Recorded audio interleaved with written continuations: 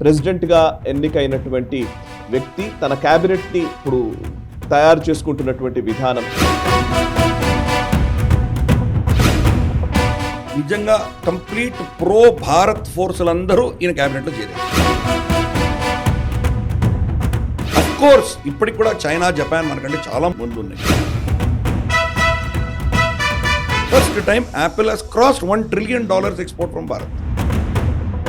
Direct attack on war on deep state ఏమో అనిపిస్తుంది కదా. ఆర్టికల్ 370 పేరు చెప్పకుండా వాళ్ళు ఏం చేశారంటే 11 సంవత్సరాలు మీరు జమ్మూ కాశ్మీర్ స్టేట్లో నివసిస్తే వోక్ కల్చర్ వీటిని ప్రమోట్ చేసినట్టయితే కనుక యూనివర్సిటీస్ మీద వాళ్ళ అక్రిడేషన్స్ని మనం ఎక్స్ట్రీమ్ లెఫ్ట్ భావజాలం ఉన్నటువంటి కల్చర్ అక్కడ యూనివర్సిటీస్లో విషన్లా ప్రవహిస్తుంది ప్రస్తుతం. అల్టిమేట్గానే ఈ ఎడ్యుకేషన్ సిస్టమ్ని కనుక బాగు చేయకపోతే అమెరికన్ సొసైటీ కొలాప్స్ అవుతుంది అని ఆయన 14 దేశాలకు fast track permit, visa permit ఇచ్చే ఆప్షన్ని కెనడా ఈ దేశంలో స్టూడెంట్స్గా వచ్చి అదొక వీసాగా ఒక ఎంట్రీ పాయింట్గా ఇక్కడి నుంచి అమెరికాకు వెళ్తారు. బంగ్లాదేశ్ అటార్నీ జనరల్ మహమ్మద్ అసదుజ్జమాన్ తను సెక్యులరిజం, సోషలిజంని రిమూవ్ చేయాలి కాన్స్టిట్యూషన్ నుంచి అనేది మళ్ళీ ఇస్లామిక్ దేశాన్ని స్థాపించే దిశగా వీళ్ళు ఆల్రెడీ పావులు కలుపుతున్నారు. Welcome to global roundup. అంతర్జాతీయ పరిణామాల్ని భారతీయ దృక్కోణంలో విశ్లేషించే చర్చా కార్యక్రమం గ్లోబల్ రౌండప్ 173వ ఎపిసోడ్తో మీ ముందుకొచ్చింది. ఈ వారంలో జరిగిన అంతర్జాతీయ పరిణామాలపై విశ్లేషించేందుకు అంతర్జాతీయ వ్యవహారాల నిపుణులు, విశ్లేషకులు మామిడి గిరిధర్ గారు ప్రస్తుతం నేషనల్ స్టబ్ స్టూడియోలో ఉన్నారు. వారితో మాట్లాడదాం. నమస్కారం సార్. నమస్తే సాయి. నమస్తే సార్. ఈ వారం గ్లోబల్ రౌండప్లోకి వెళ్లే ముందు గత వారం 172వ ఎపిసోడ్లో వచ్చిన కొన్ని కమెంట్స్ని చూద్దాం.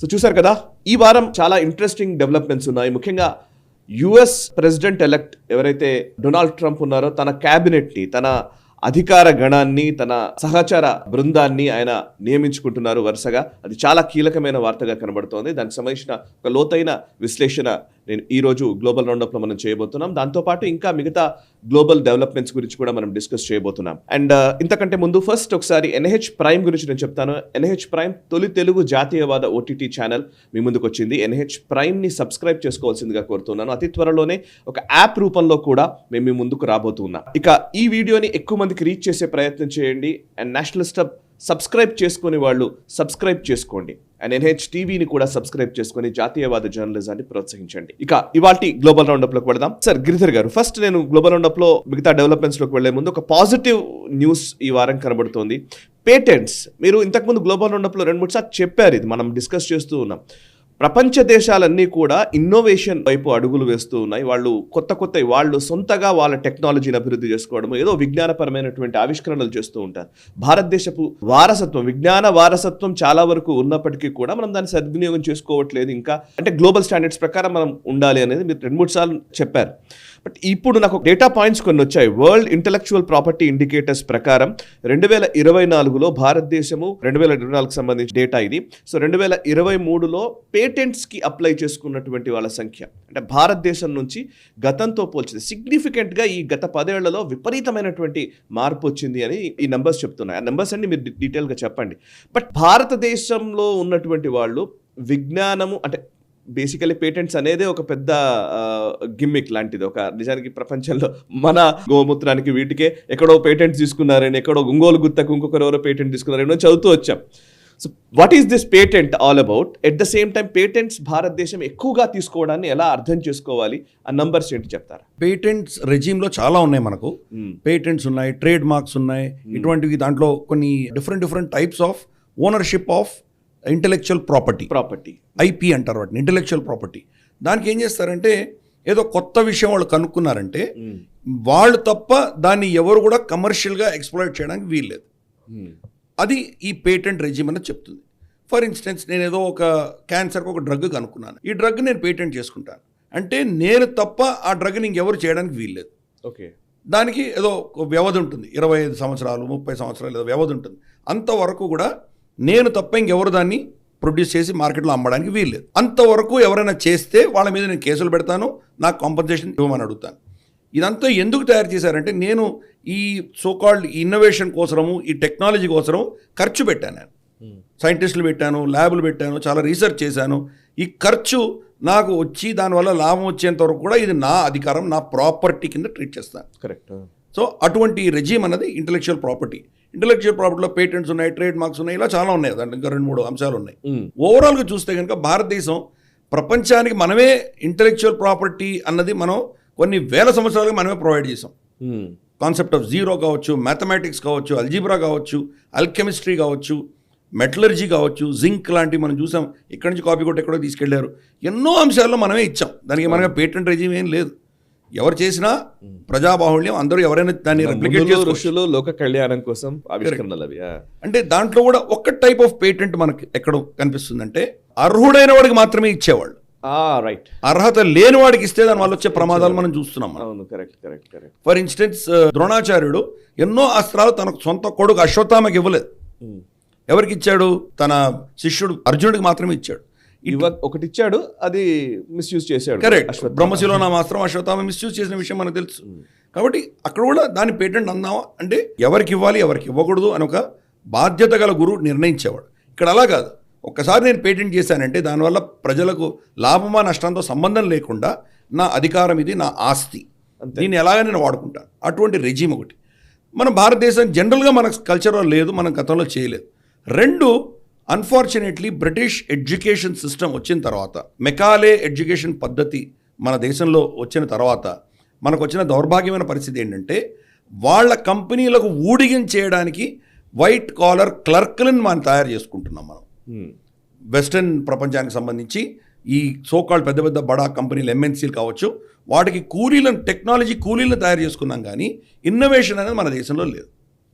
పెద్ద పెద్ద సోకాల్డ్ ఐటీ కంపెనీస్ మన దేశంలో ఏవైతే ఉన్నాయో, ఇన్ఫోసిస్ కావచ్చు, మహీంద్రా, సత్యం ఇప్పుడు మహీంద్రా అయింది, అది కావచ్చు, టీసీఎస్ కావచ్చు, విప్రో కావచ్చు, ఇటువంటి పెద్ద పెద్ద కంపెనీలు ఉన్నాయో వాళ్ళ దగ్గర లిటరల్గా చూస్తే పేటెంట్సే ఉండవు వాళ్ళ దగ్గర.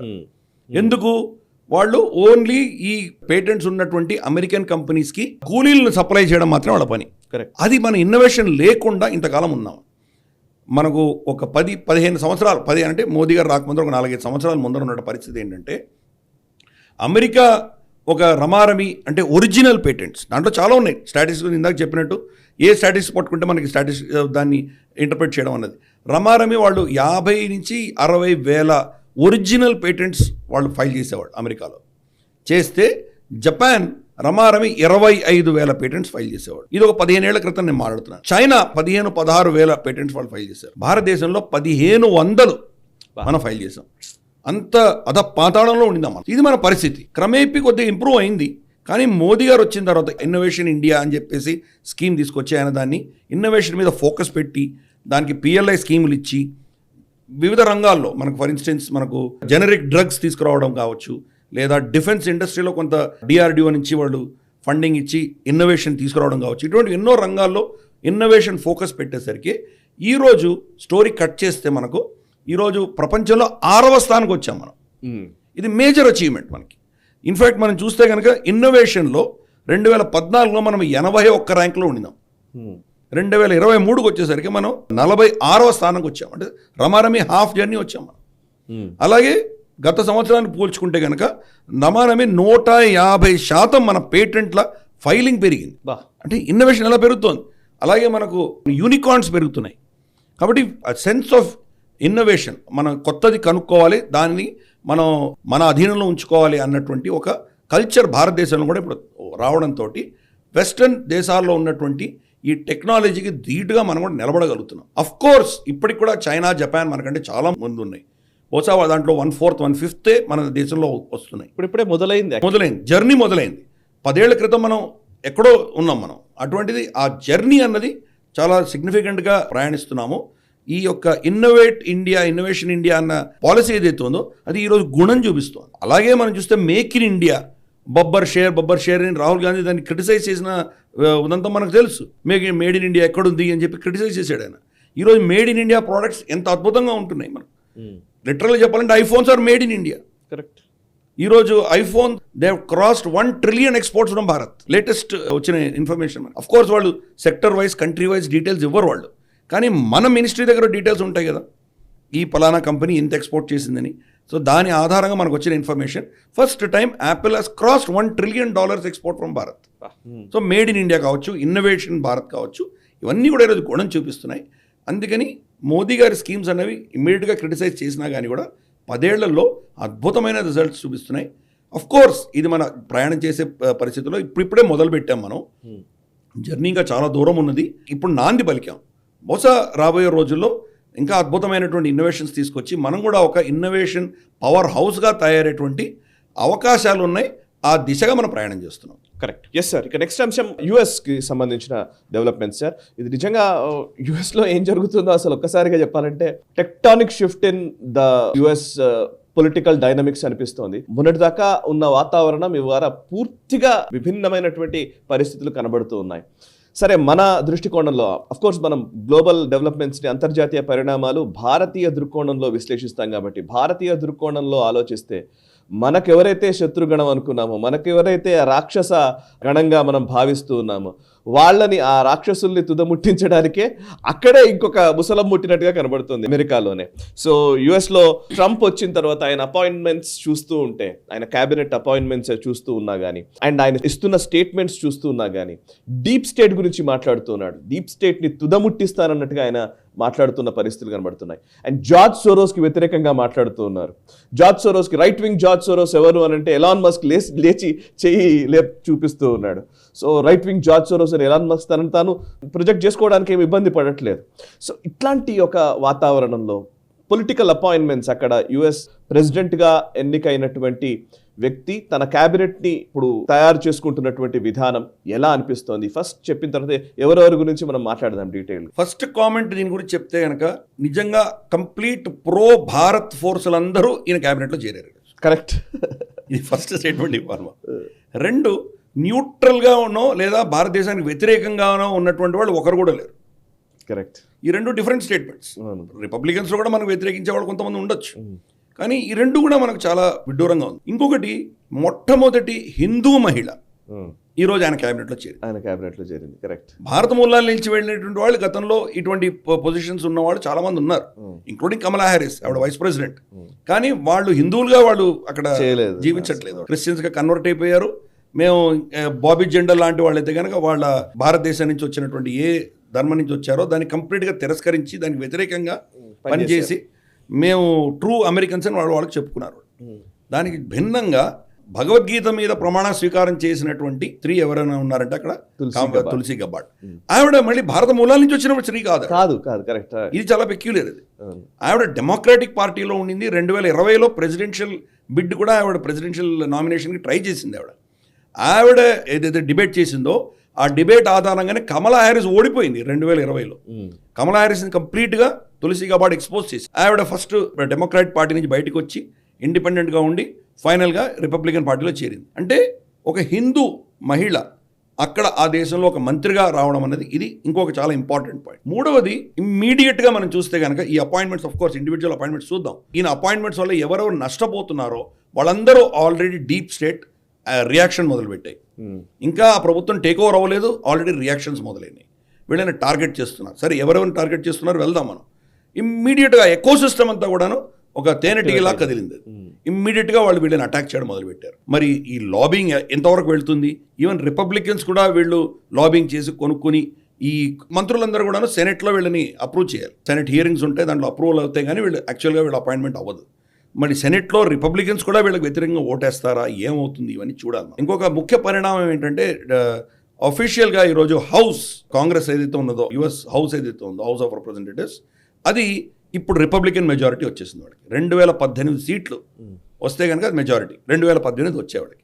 ఎలక్షన్స్ అయ్యి ఎన్ని రోజులైంది, ఇప్పటికి కూడా కౌంట్ చేస్తున్నారు కౌంటీలని. ఇంకో 10-12 ఇవి సీట్స్ ఇంకా కౌంట్ చేయాల్సి ఉంది. అంటే వాడు ఎంత ఎక్కడో కృతయుగంలో ఉన్నారు. కృతయుగం అని చెప్పడానికి వీలేదు, సత్యయుగం అది.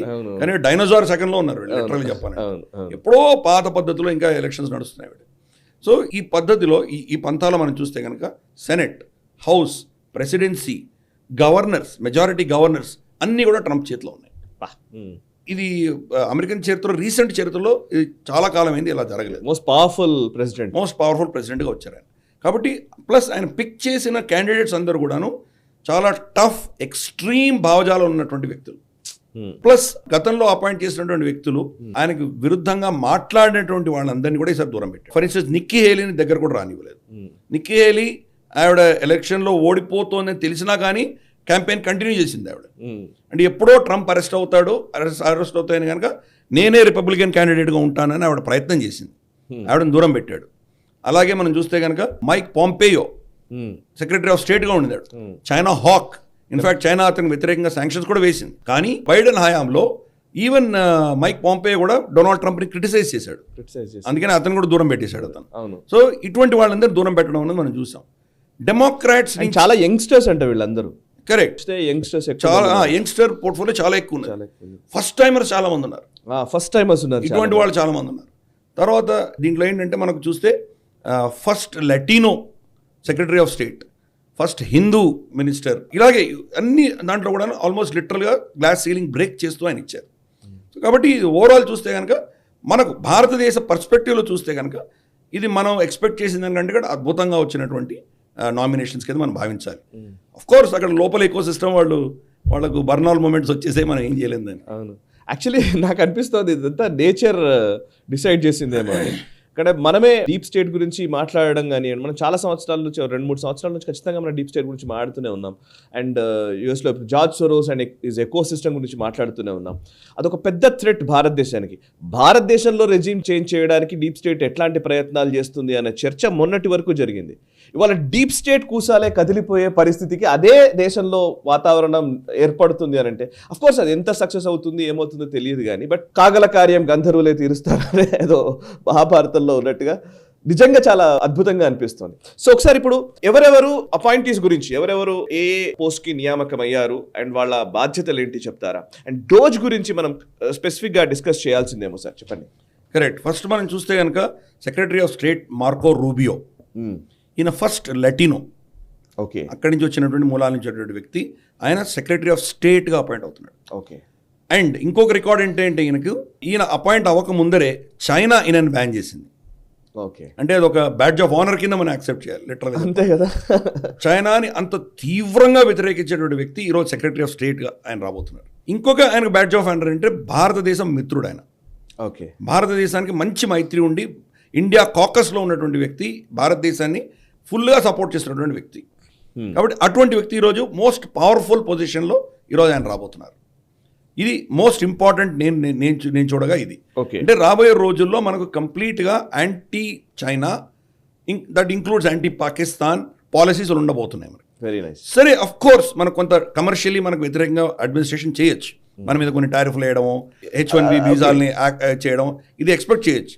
కానీ ఓవరాల్గా మన జియో స్ట్రాటజీ ప్రకారం చూస్తే, కరెక్ట్, జియో స్ట్రాటజిక్ అంశాల దృష్ట్యా చూస్తే కనుక అద్భుతమైనటువంటి అపాయింట్మెంట్ ఇది మార్కో రూబియో. ఇన్ఫాక్ట్ గతంలో ఉన్నటువంటి మైక్ పాంపేయో కూడా చూస్తే ఆయన యాంటీ చైనా ఉండినాడు, కానీ ఆయన భారతదేశానికి సంబంధించి న్యూట్రల్గా ఉన్నాడు ఆయన. ఇప్పుడు అట్లా కాదు, Marco Rubio not just neutral, is completely pro India also, pro Bharat. కాబట్టి అటువంటి అపాయింట్మెంట్ చాలా అద్భుతమైనటువంటి అపాయింట్మెంట్. రెండవది చూస్తే కనుక మనం మోస్ట్ ఇంపార్టెంట్ నేను చూసేది ఏంటంటే మైక్ వాల్ట్స్. ఈయన NSA నేషనల్ సెక్యూరిటీ అడ్వైజర్గా ఆయన అపాయింట్ అయ్యారు. మైక్ వాల్ట్స్ ఈయన గతంలో ఆఫ్ఘనిస్తాన్లో, వెస్ట్ ఏషియాలో అక్కడంతా ఆయన సర్వ్ చేసి వచ్చినటువంటి వ్యక్తి. మోస్ట్ ఇంపార్టెంట్ ఏంటంటే ఈయన co-chairman of India caucus. Okay. So ఆయన NSAగా అపాయింట్ అయ్యారు. ఎందుకంటే ఎందుకు కీలకం, ఎందుకు ఇంపార్టెంట్ అంటే ఈరోజు భారత NSA అజిత్ దోవాల్ గారికి వ్యతిరేకంగా అమెరికాలో ఈరోజు కేసు నడుస్తుంది. కరెక్ట్. ఆయన మీద వారెంట్స్ ఇష్యూ అవుతున్నాయి. సో NSA అమెరికా అన్నటువంటిది ఇండియా కాకస్ వ్యక్తి అక్కడ వెళ్ళబోతున్నాడు. సో ఇది మనకి ఎంత పాజిటివ్ అని అర్థం చేసుకోవచ్చు. మన సెక్యూరిటీ అపారటస్ సంబంధించి కావచ్చు, మన ఈ సోకాల్డ్ ఈ ఖలిస్తానీ గోల దీంతో మనకు ఉన్నటువంటి ఇబ్బందులు కావచ్చు, ఇవన్నీ కూడాను మనకు పాజిటివ్గా మనకు సపోర్ట్ వచ్చేటువంటి వ్యక్తి ఈరోజు NSAగా అపాయింట్ అయ్యారు. ఓకే, ఇది చాలా పెద్ద విషయం కింద నేను భావిస్తాను. CIA జాన్ రాట్లిఫ్ అన్నటువంటి వ్యక్తిని అపాయింట్ చేశారు వాడు. జాన్ రాట్లిఫ్ కూడా మళ్ళీ సేమ్, ఆయన కూడా అంతే కంప్లీట్గా చైనా యాంటీ చైనా వ్యక్తి, ఆయన ప్రో ఇజ్రాయెల్ వ్యక్తి, ఆయన కంప్లీట్గా ప్రో ఇజ్రాయెల్ వ్యక్తి. ఇన్ఫాక్ట్ మనకంటే ఇజ్రాయెల్ చాలా సంతోషిస్తుంటుంది ఇటువంటి వ్యక్తిని అపాయింట్ చేసినందుకు. హర్ష్ పటేల్ని అపాయింట్ చేస్తారు అని అనుకున్నారు వాళ్ళు. బహుశా ఆయన వయసులో ఇంకా చిన్నవాడు కాబట్టి ఏదో పొజిషన్ అయితే వస్తుంది ఆయనకు. బట్ డెఫినెట్గా రాట్లిఫ్ అపాయింట్మెంట్ అన్నది మనకు కూడా చాలా మంచిది. ఎస్పెషలీ ఇజ్రాయెల్కి ఇది చాలా అద్భుతమైనటువంటి పరిణామం ఇది. ఓకే, నెక్స్ట్ మోస్ట్ ఇంపార్టెంట్ మనం చూస్తే డైరెక్టరేట్ ఆఫ్ నేషనల్ ఇంటెలిజెన్స్ డిఎన్ఐకి తులసి గబార్డ్ అపాయింట్ చేశారు. తులసి గబార్డ్ ఆవిడ ఆఫ్ కోర్స్ ఆర్మీ వెటరన్గా పనిచేసింది. ఆవిడ గల్ఫ్లో ఇతరత్ర చాలా థియేటర్స్లో ఆవిడ పనిచేసి వచ్చినటువంటి వ్యక్తి. అంటే గ్రౌండ్ లెవెల్లో ఆపరేషన్స్లో ఆవిడకి అనుభవం ఉన్నటువంటి వ్యక్తి. కానీ ఆవిడ డెమోక్రాటిక్ పార్టీ లీడర్గా ఉండింది రీసెంట్గా కొన్ని నెలల దాకా. ఆవిడ స్టేట్మెంట్స్ అన్ని కూడా గతంలో యాంటీ వార్ ఉండింది. యుద్ధం చేయకూడదు, మనం అమెరికా యుద్ధాలు చేయకూడదు అన్నటువంటి భావజాలం ఉన్నటువంటి వ్యక్తి. కానీ ఆమెని ప్రో వార్ అని అలెగ్జాండ్రియో ఏఓసి అంటాం కదా, అలెగ్జాండ్రియో అని చెప్పి ఒక అల్ట్రా లెఫ్టిస్ట్ డెమోక్రాట్ పార్టీలో ఉన్నటువంటి ఒక లీడరు. ఆవిడ చెప్తుంది తులసి గబార్డ్ని సెలెక్ట్ చేయడం అన్నది అసలు యుఎస్ చరిత్రలోనే అతి దారుణాదారుణమైన డెసిషన్. ఈవిడ కంప్లీట్గా pro Russia, pro Syria, pro war కాబట్టి దీనివల్ల దేశం చాలా నష్టపోతుంది. రెండవది ఈమె ప్రో పుటిన్, ప్రో రష్యా కాబట్టి మన సీక్రెట్లన్నీ కూడా లీక్ చేస్తుంది. ఈమెనది మన సీక్రెట్స్కి, మన ఇంటెలిజెన్స్కి దగ్గర కూడా రానివ్వకూడదు అని చెప్పి వీళ్ళ మొత్తం కబాల్ మీద పడ్డారు. అంటే వాళ్ళు ఇంతవరకు రష్యాని బూచిగా చూపించి అమెరికన్ ట్యాక్స్ పేయర్ పైసలతోటి ఎంత కరప్షన్ చేశారో, యుక్రెయిన్కి పైసలు పంపించినట్టు పంపించి డెమోక్రాటిక్ పార్టీను ఈ డిఫెన్స్ ఇండస్ట్రియల్ కాంప్లెక్స్ ఏమేమి తినేసాయో అవి ఎక్కడ బయటపడతాయో భయపడుతున్నారు. కరెక్ట్. ఈ ఎకో సిస్టమ్ అంతా కూడా రియాక్ట్ అవుతుంది. Tulsi Gabbard complete peacenik. ఆవిడ యుద్ధం వద్దు అన్నటువంటి వ్యక్తి. ఆవిడను యుద్ధ పిపాసుకురాలుగా ఆవిడని చిత్రీకరించే ప్రయత్నం చేస్తున్నారు. సో ఇది మోస్ట్ డేంజరస్ సిచ్యువేషన్ అక్కడ జరుగుతుంది మనకి. ఇంకొక సిగ్నిఫికెంట్ అపాయింట్మెంట్ ఏంటంటే కనుక Robert F Kennedy. Robert F Kennedy మనకు జాన్ ఎఫ్ కెనడీ తమ్ముడి కొడుకు. అతను డెమోక్రాట్ పార్టీ లీడర్. అతన్ని ఒబామా ఎన్వైరన్మెంట్ మినిస్టర్గా అపాయింట్ చేద్దామని కూడా చాలా అనుకున్నాడు. సరే చేయలేదు వేరే కారణాల వల్ల. బట్ అతను ఇండిపెండెంట్గా కంటెస్ట్ చేశాడు ఈ ఎలక్షన్. లాస్ట్ మినిట్లో ట్రంప్ను సమర్థిస్తూ విత్డ్రా కూడా అయిపోయాడు. అతని ఎన్వైరన్మెంటల్ పాలసీస్ ఎవరినాయో అది ట్రంప్ యాక్సెప్ట్ చేయడు. కానీ అతను హెల్త్ ఇష్యూస్లో యాంటీ వ్యాక్సిన్స్కి వ్యతిరేకంగా ఉన్నటువంటి వ్యక్తి ఆయన. ట్రంప్ కూడా అదే పంథాలో వెళ్తున్నటువంటి వ్యక్తి. కాబట్టి అతన్ని హెల్త్ మినిస్టర్గా అపాయింట్ చేశారు. అంటే సెక్రటరీ ఆఫ్ హెల్త్ అంటారు వాళ్ళు. సెక్రటరీ ఆఫ్ హెల్త్గా అతన్ని అపాయింట్ చేశారు. మనం విక్టరీ స్పీచ్లో కూడా ట్రంప్ ఏం చెప్పారు, రాబర్ట్ ఎఫ్ కెనడీ చాలా అద్భుతమైన మనిషి, కానీ ఒక ఆయిల్ మాత్రం నాకు వదిలేయి, మిగతా నువ్వు చూసుకో అన్నాడు ఆయన. డ్రిల్ బేబీ అన్నాడు ఆయన ట్రంప్. నేను ఇంకా ఆయిల్ తవ్వుతాను, నేను ఈ ఎన్వైరన్మెంటలిస్ట్ అనేది పక్కన పెట్టండి, నాకు ఆయిల్ అనేది గోల్డ్, అది దానివల్ల నా ఎకానమీని నేను మళ్ళీ ముందుకు తీసుకొస్తాను, అది వదిలేసి హెల్త్ నువ్వు చూసుకో అన్నాడు ఆయన. అందుకే ఈయనకి అపాయింట్ చేశాడు. అంటే ఒక ఇద్దరు డెమోక్రాట్స్ ఈయన క్యాబినెట్లో ఉన్నారు, రాబర్ట్ ఎఫ్ కెనడీ కావచ్చు, తులసి గబార్డ్ కావచ్చు. అందుకని ఇది చాలా సిగ్నిఫికెంట్. ఇటువంటి వాళ్ళందరూ కూడా అపాయింట్ చేశారు. అలాగే మనం చూస్తే కనుక ఎలిసీ స్టెఫానిక్, ఈవిడ కూడా UN ambassador of USA in united nation permanent అంబాసిడర్గా ఆవిడ అపాయింట్ చేశారు. యాక్చువల్గా ఇది గతంలో నిక్కీ హేలీ ఉండేది, ఆ పొజిషన్ ఇప్పుడు ఈవిడకి ఇచ్చారు. One of the most controversial చర్చలో ఉన్నటువంటి రెండు అపాయింట్మెంట్స్లో ఒక అపాయింట్మెంట్ ఏంటంటే పీట్ హ్యాగ్సెత్ అన్నటువంటి వ్యక్తి డిఫెన్స్ సెక్రటరీగా అపాయింట్ చేశారు. సో ఈ లెఫ్ట్ సిస్టమ్ అంతా, డెమోక్రాట్ సిస్టమ్ అంతా దాన్ని ఏం చిత్రీకరించ మొదలెట్టారంటే ఇతను ఫాక్స్ న్యూస్ ప్రెజెంటరే, ఇతను డిఫెన్స్ సెక్రటరీ ఎలా అవుతాడు అని వాళ్ళు ఒక పెద్ద నెరేటివ్ బిల్డ్ చేశారు. అంటే మనం ఎక్కడైనా చూడొచ్చు. ఫర్ ఇన్స్టెన్స్ ఇప్పుడు నేను మీడియాలో ఉన్నాను, నేను ఒక అనలిస్ట్గా ఉన్నాను. నేను ఒక అనలిస్ట్ ఎకానమీ గురించి ఎలా మాట్లాడతారో అని అనొచ్చు, రైట్? కానీ నా గతంలో నేను చార్టర్డ్ అకౌంటెంట్ని చూశాను కదా, నా గత చరిత్రను విస్మరించి ఇప్పుడున్న దాని మీద కామెంట్ చేస్తే ఎలా ఉంటుంది, ఆశాస్పదంగా ఉంటుంది. అదే చేశారు అతను యాక్చువల్గా ఆర్మీ వెటరన్. అతను ఎన్నో యుద్ధాల్లో పార్టిసిపేట్ చేశాడు, ఎన్నో థియేటర్స్లో పనిచేసి వచ్చిన వ్యక్తి, ప్లస్ రిపోర్టర్. సో కాబట్టి ఆయనకి రెండూ కలిసి వచ్చినాయి. కాబట్టి అంటే యాక్చువల్గా ఏం జరుగుతుందో తెలుసు, ఏం జరగాలో తెలుసు, దానిని ఆయన విశ్లేషించి దాన్ని ఎంతో చేసినటువంటి వ్యక్తి. Of course complete pro Trump supporter. అంటే out of the box thinking Donald Trump మనం చూస్తున్నాం. మనం ఇప్పుడు బైడెన్ ప్రభుత్వంలో ఉన్నటువంటి లాయిడ్ ఆస్టిన్, ఆయన ఏ అర్హతతోటి డిఫెన్స్ సెక్రటరీ అయ్యాడు? ఆయన పెద్ద ప్రశ్న కదా. ఆయన ఎవరు అంటే కనుక ఆఫ్ఘనిస్తాన్లో జరుగుతున్న యుద్ధాల్లో ఒక కాంట్రాక్టర్గా పనిచేశాడు. అంటే ఆఫ్ఘనిస్తాన్ కూడా $200 బిలియన్ అమెరికా ఖర్చు పెడితే ఈరోజు గ్రౌండ్లో ఏమీ లేదు. ఈ $200 బిలియన్ ఎన్ని బిలియన్ డాలర్స్ మళ్ళీ వీళ్ళు చేతికి వచ్చామని తెలుసుకోవచ్చు. అంటే ఈ డిఫెన్స్ లాబీలో ఉన్నటువంటి వ్యక్తిని డెమోక్రాట్ పార్టీ అయితే వాళ్ళు సెక్రటరీ ఆఫ్ డిఫెన్స్గా అపాయింట్ చేయొచ్చు, కానీ ఆర్మీ వెటర్న్ ఈ యొక్క డిఫెన్స్ ఇండస్ట్రియల్ కాంప్లెక్స్కి అనుభవం ఉన్నటువంటి వ్యక్తిని అపాయింట్ చేస్తే మాత్రం వీళ్ళకి ఇబ్బందిగా ఉంది. సో ఇది ఒక కాంట్రవర్సీ. కానీ అన్నిటికంటే పెద్ద కాంట్రవర్సీ అటార్నీ జనరల్ సంబంధి ఉన్నది. అటార్నీ జనరల్ మ్యాట్ గాట్స్ అని చెప్పేసి ఆయనని నామినేట్ చేశారు. డొనాల్డ్ ట్రంప్ యొక్క హష్ మనీ కేసు ఏదైతే ఉందో, ఒక పోర్న్ స్టార్ తోటి ఈయనకున్న సంబంధాలకు సంబంధించిన కేసు, ట్రంప్ తరపున ఆర్గ్యూ చేసినటువంటి లాయర్. కాబట్టి అతన్ని అపాయింట్ చేయడం అన్నది చాలా మందిని వ్యతిరేకిస్తున్నారు. ఎందుకు? ఇతని మీద చాలా సెక్స్ ట్రాఫికింగ్ లాంటివి క్రైమ్స్ ఇతను చేశాడని, ఇటువంటి చాలా అభియోగాలు ఉన్నాయని అటువంటి వ్యక్తిని ఎందుకు అపాయింట్ చేస్తున్నారు? ప్రతి మనిషికి ఏవో ఉంటాయి, లేని వాళ్ళు ఎవరున్నారు? ఈవెన్ కమలా హ్యారిస్కి చరిత్ర చూస్తే కనుక ఆవిడ ఎవరితోనో సంబంధాలు పెట్టుకొని ఆవిడ కెరీర్ని పైకి తీసుకువెళ్ళింది అని ఒక అభియోగం ఉన్నది ఆవిడ మీద. సో అటువంటి వ్యక్తి లేడు. బిల్ క్లింటన్ పరిస్థితి ఏంటో మనకు తెలుసు. కాబట్టి ఇటువంటివన్నీ మనకు ఆ దేశంలో ఇవి పెద్ద కేసే కాదు. ఒకవేళ నిజంగా ఆయన తప్పిదం చేసి ఉంటే దీనివల్ల నష్టపోయినటువంటి వాళ్ళు ఈయన మీద కేసులు పెట్టి ఉండేవాళ్ళు. కేసులు పెడితే కనుక ఆ కేసులు కోర్టులలో ఈయనకు వ్యతిరేకంగా జడ్జిమెంట్ కూడా వచ్చి ఉండేవి. అవేం లేవు కదా. అయినా కానీ కూడా ఆయనని ఒక రాక్షసుడిగా చిత్రీకరించేటువంటి ప్రయత్నం జరుగుతోంది. ట్రంప్ అపాయింట్మెంట్స్లో మోస్ట్ కాంట్రవర్షియల్ అపాయింట్మెంట్ ఇదే. వాళ్ళ అటార్నీ జనరల్దే మోస్ట్ కాంట్రవర్షియల్ అపాయింట్మెంట్. సో మోరల్లెస్ ఇటువంటివన్నీ కూడా ఇప్పుడు షేప్ తీసుకుంటున్నాయి. Last but not the least, most important నువ్వు చెప్పింది డిపార్ట్మెంట్ ఆఫ్ గవర్నమెంట్ ఎఫిషియన్సీ. ఇది అసలు చాలా ఇంపార్టెంట్ అంశమేమో సార్. ఎందుకంటే ఎలాన్ మస్క్, వివేక్ రామస్వామి ఇద్దరూ కలిసి దీన్ని లీడ్ చేయబోతున్నారు. అండ్ 2026 టార్గెట్ అని చెప్తున్నారు. 2026 కల్లా అసలు ఈ డీప్ స్టేట్ అంటే ఒక కొత్త ప్రత్యామ్నాయమైనటువంటి బ్యూరోక్రసీ లేని కొత్త సిస్టమ్ ఫామ్ చేయాలనేది డొనాల్డ్ ట్రంప్ లక్ష్యంగా పెట్టుకున్నారు. నిజానికి ఇది direct attack on war on deep state ఏమో అనిపిస్తుంది కదా. తప్పకుండా. ఇన్ఫ్యాక్ట్ భారతదేశంలో కూడా మోదీ గారు కూడా ఇటువంటిది భారతదేశం చేయాలి నిజంగా. ఎందుకంటే మన దేశంలో కూడా చూస్తే ఈ డీప్ స్టేట్ ప్రభుత్వాలు వచ్చినా సిస్టమ్ వాళ్ళదే నడుస్తుంది. మోస్ట్ ఫేమస్ స్టేట్మెంట్ ఉంది కదా పల్లవి జోషి గారిది కశ్మీర్ ఫైల్స్లో, సర్కార్ కిసీకా భీ హో సిస్టమ్ హమారా చల్తా హై. సో భారతదేశం కూడా దీనికి భిన్నంగా లేం మనం. నిన్న నేను ట్వీట్ చేశాను యాక్చువల్లీ.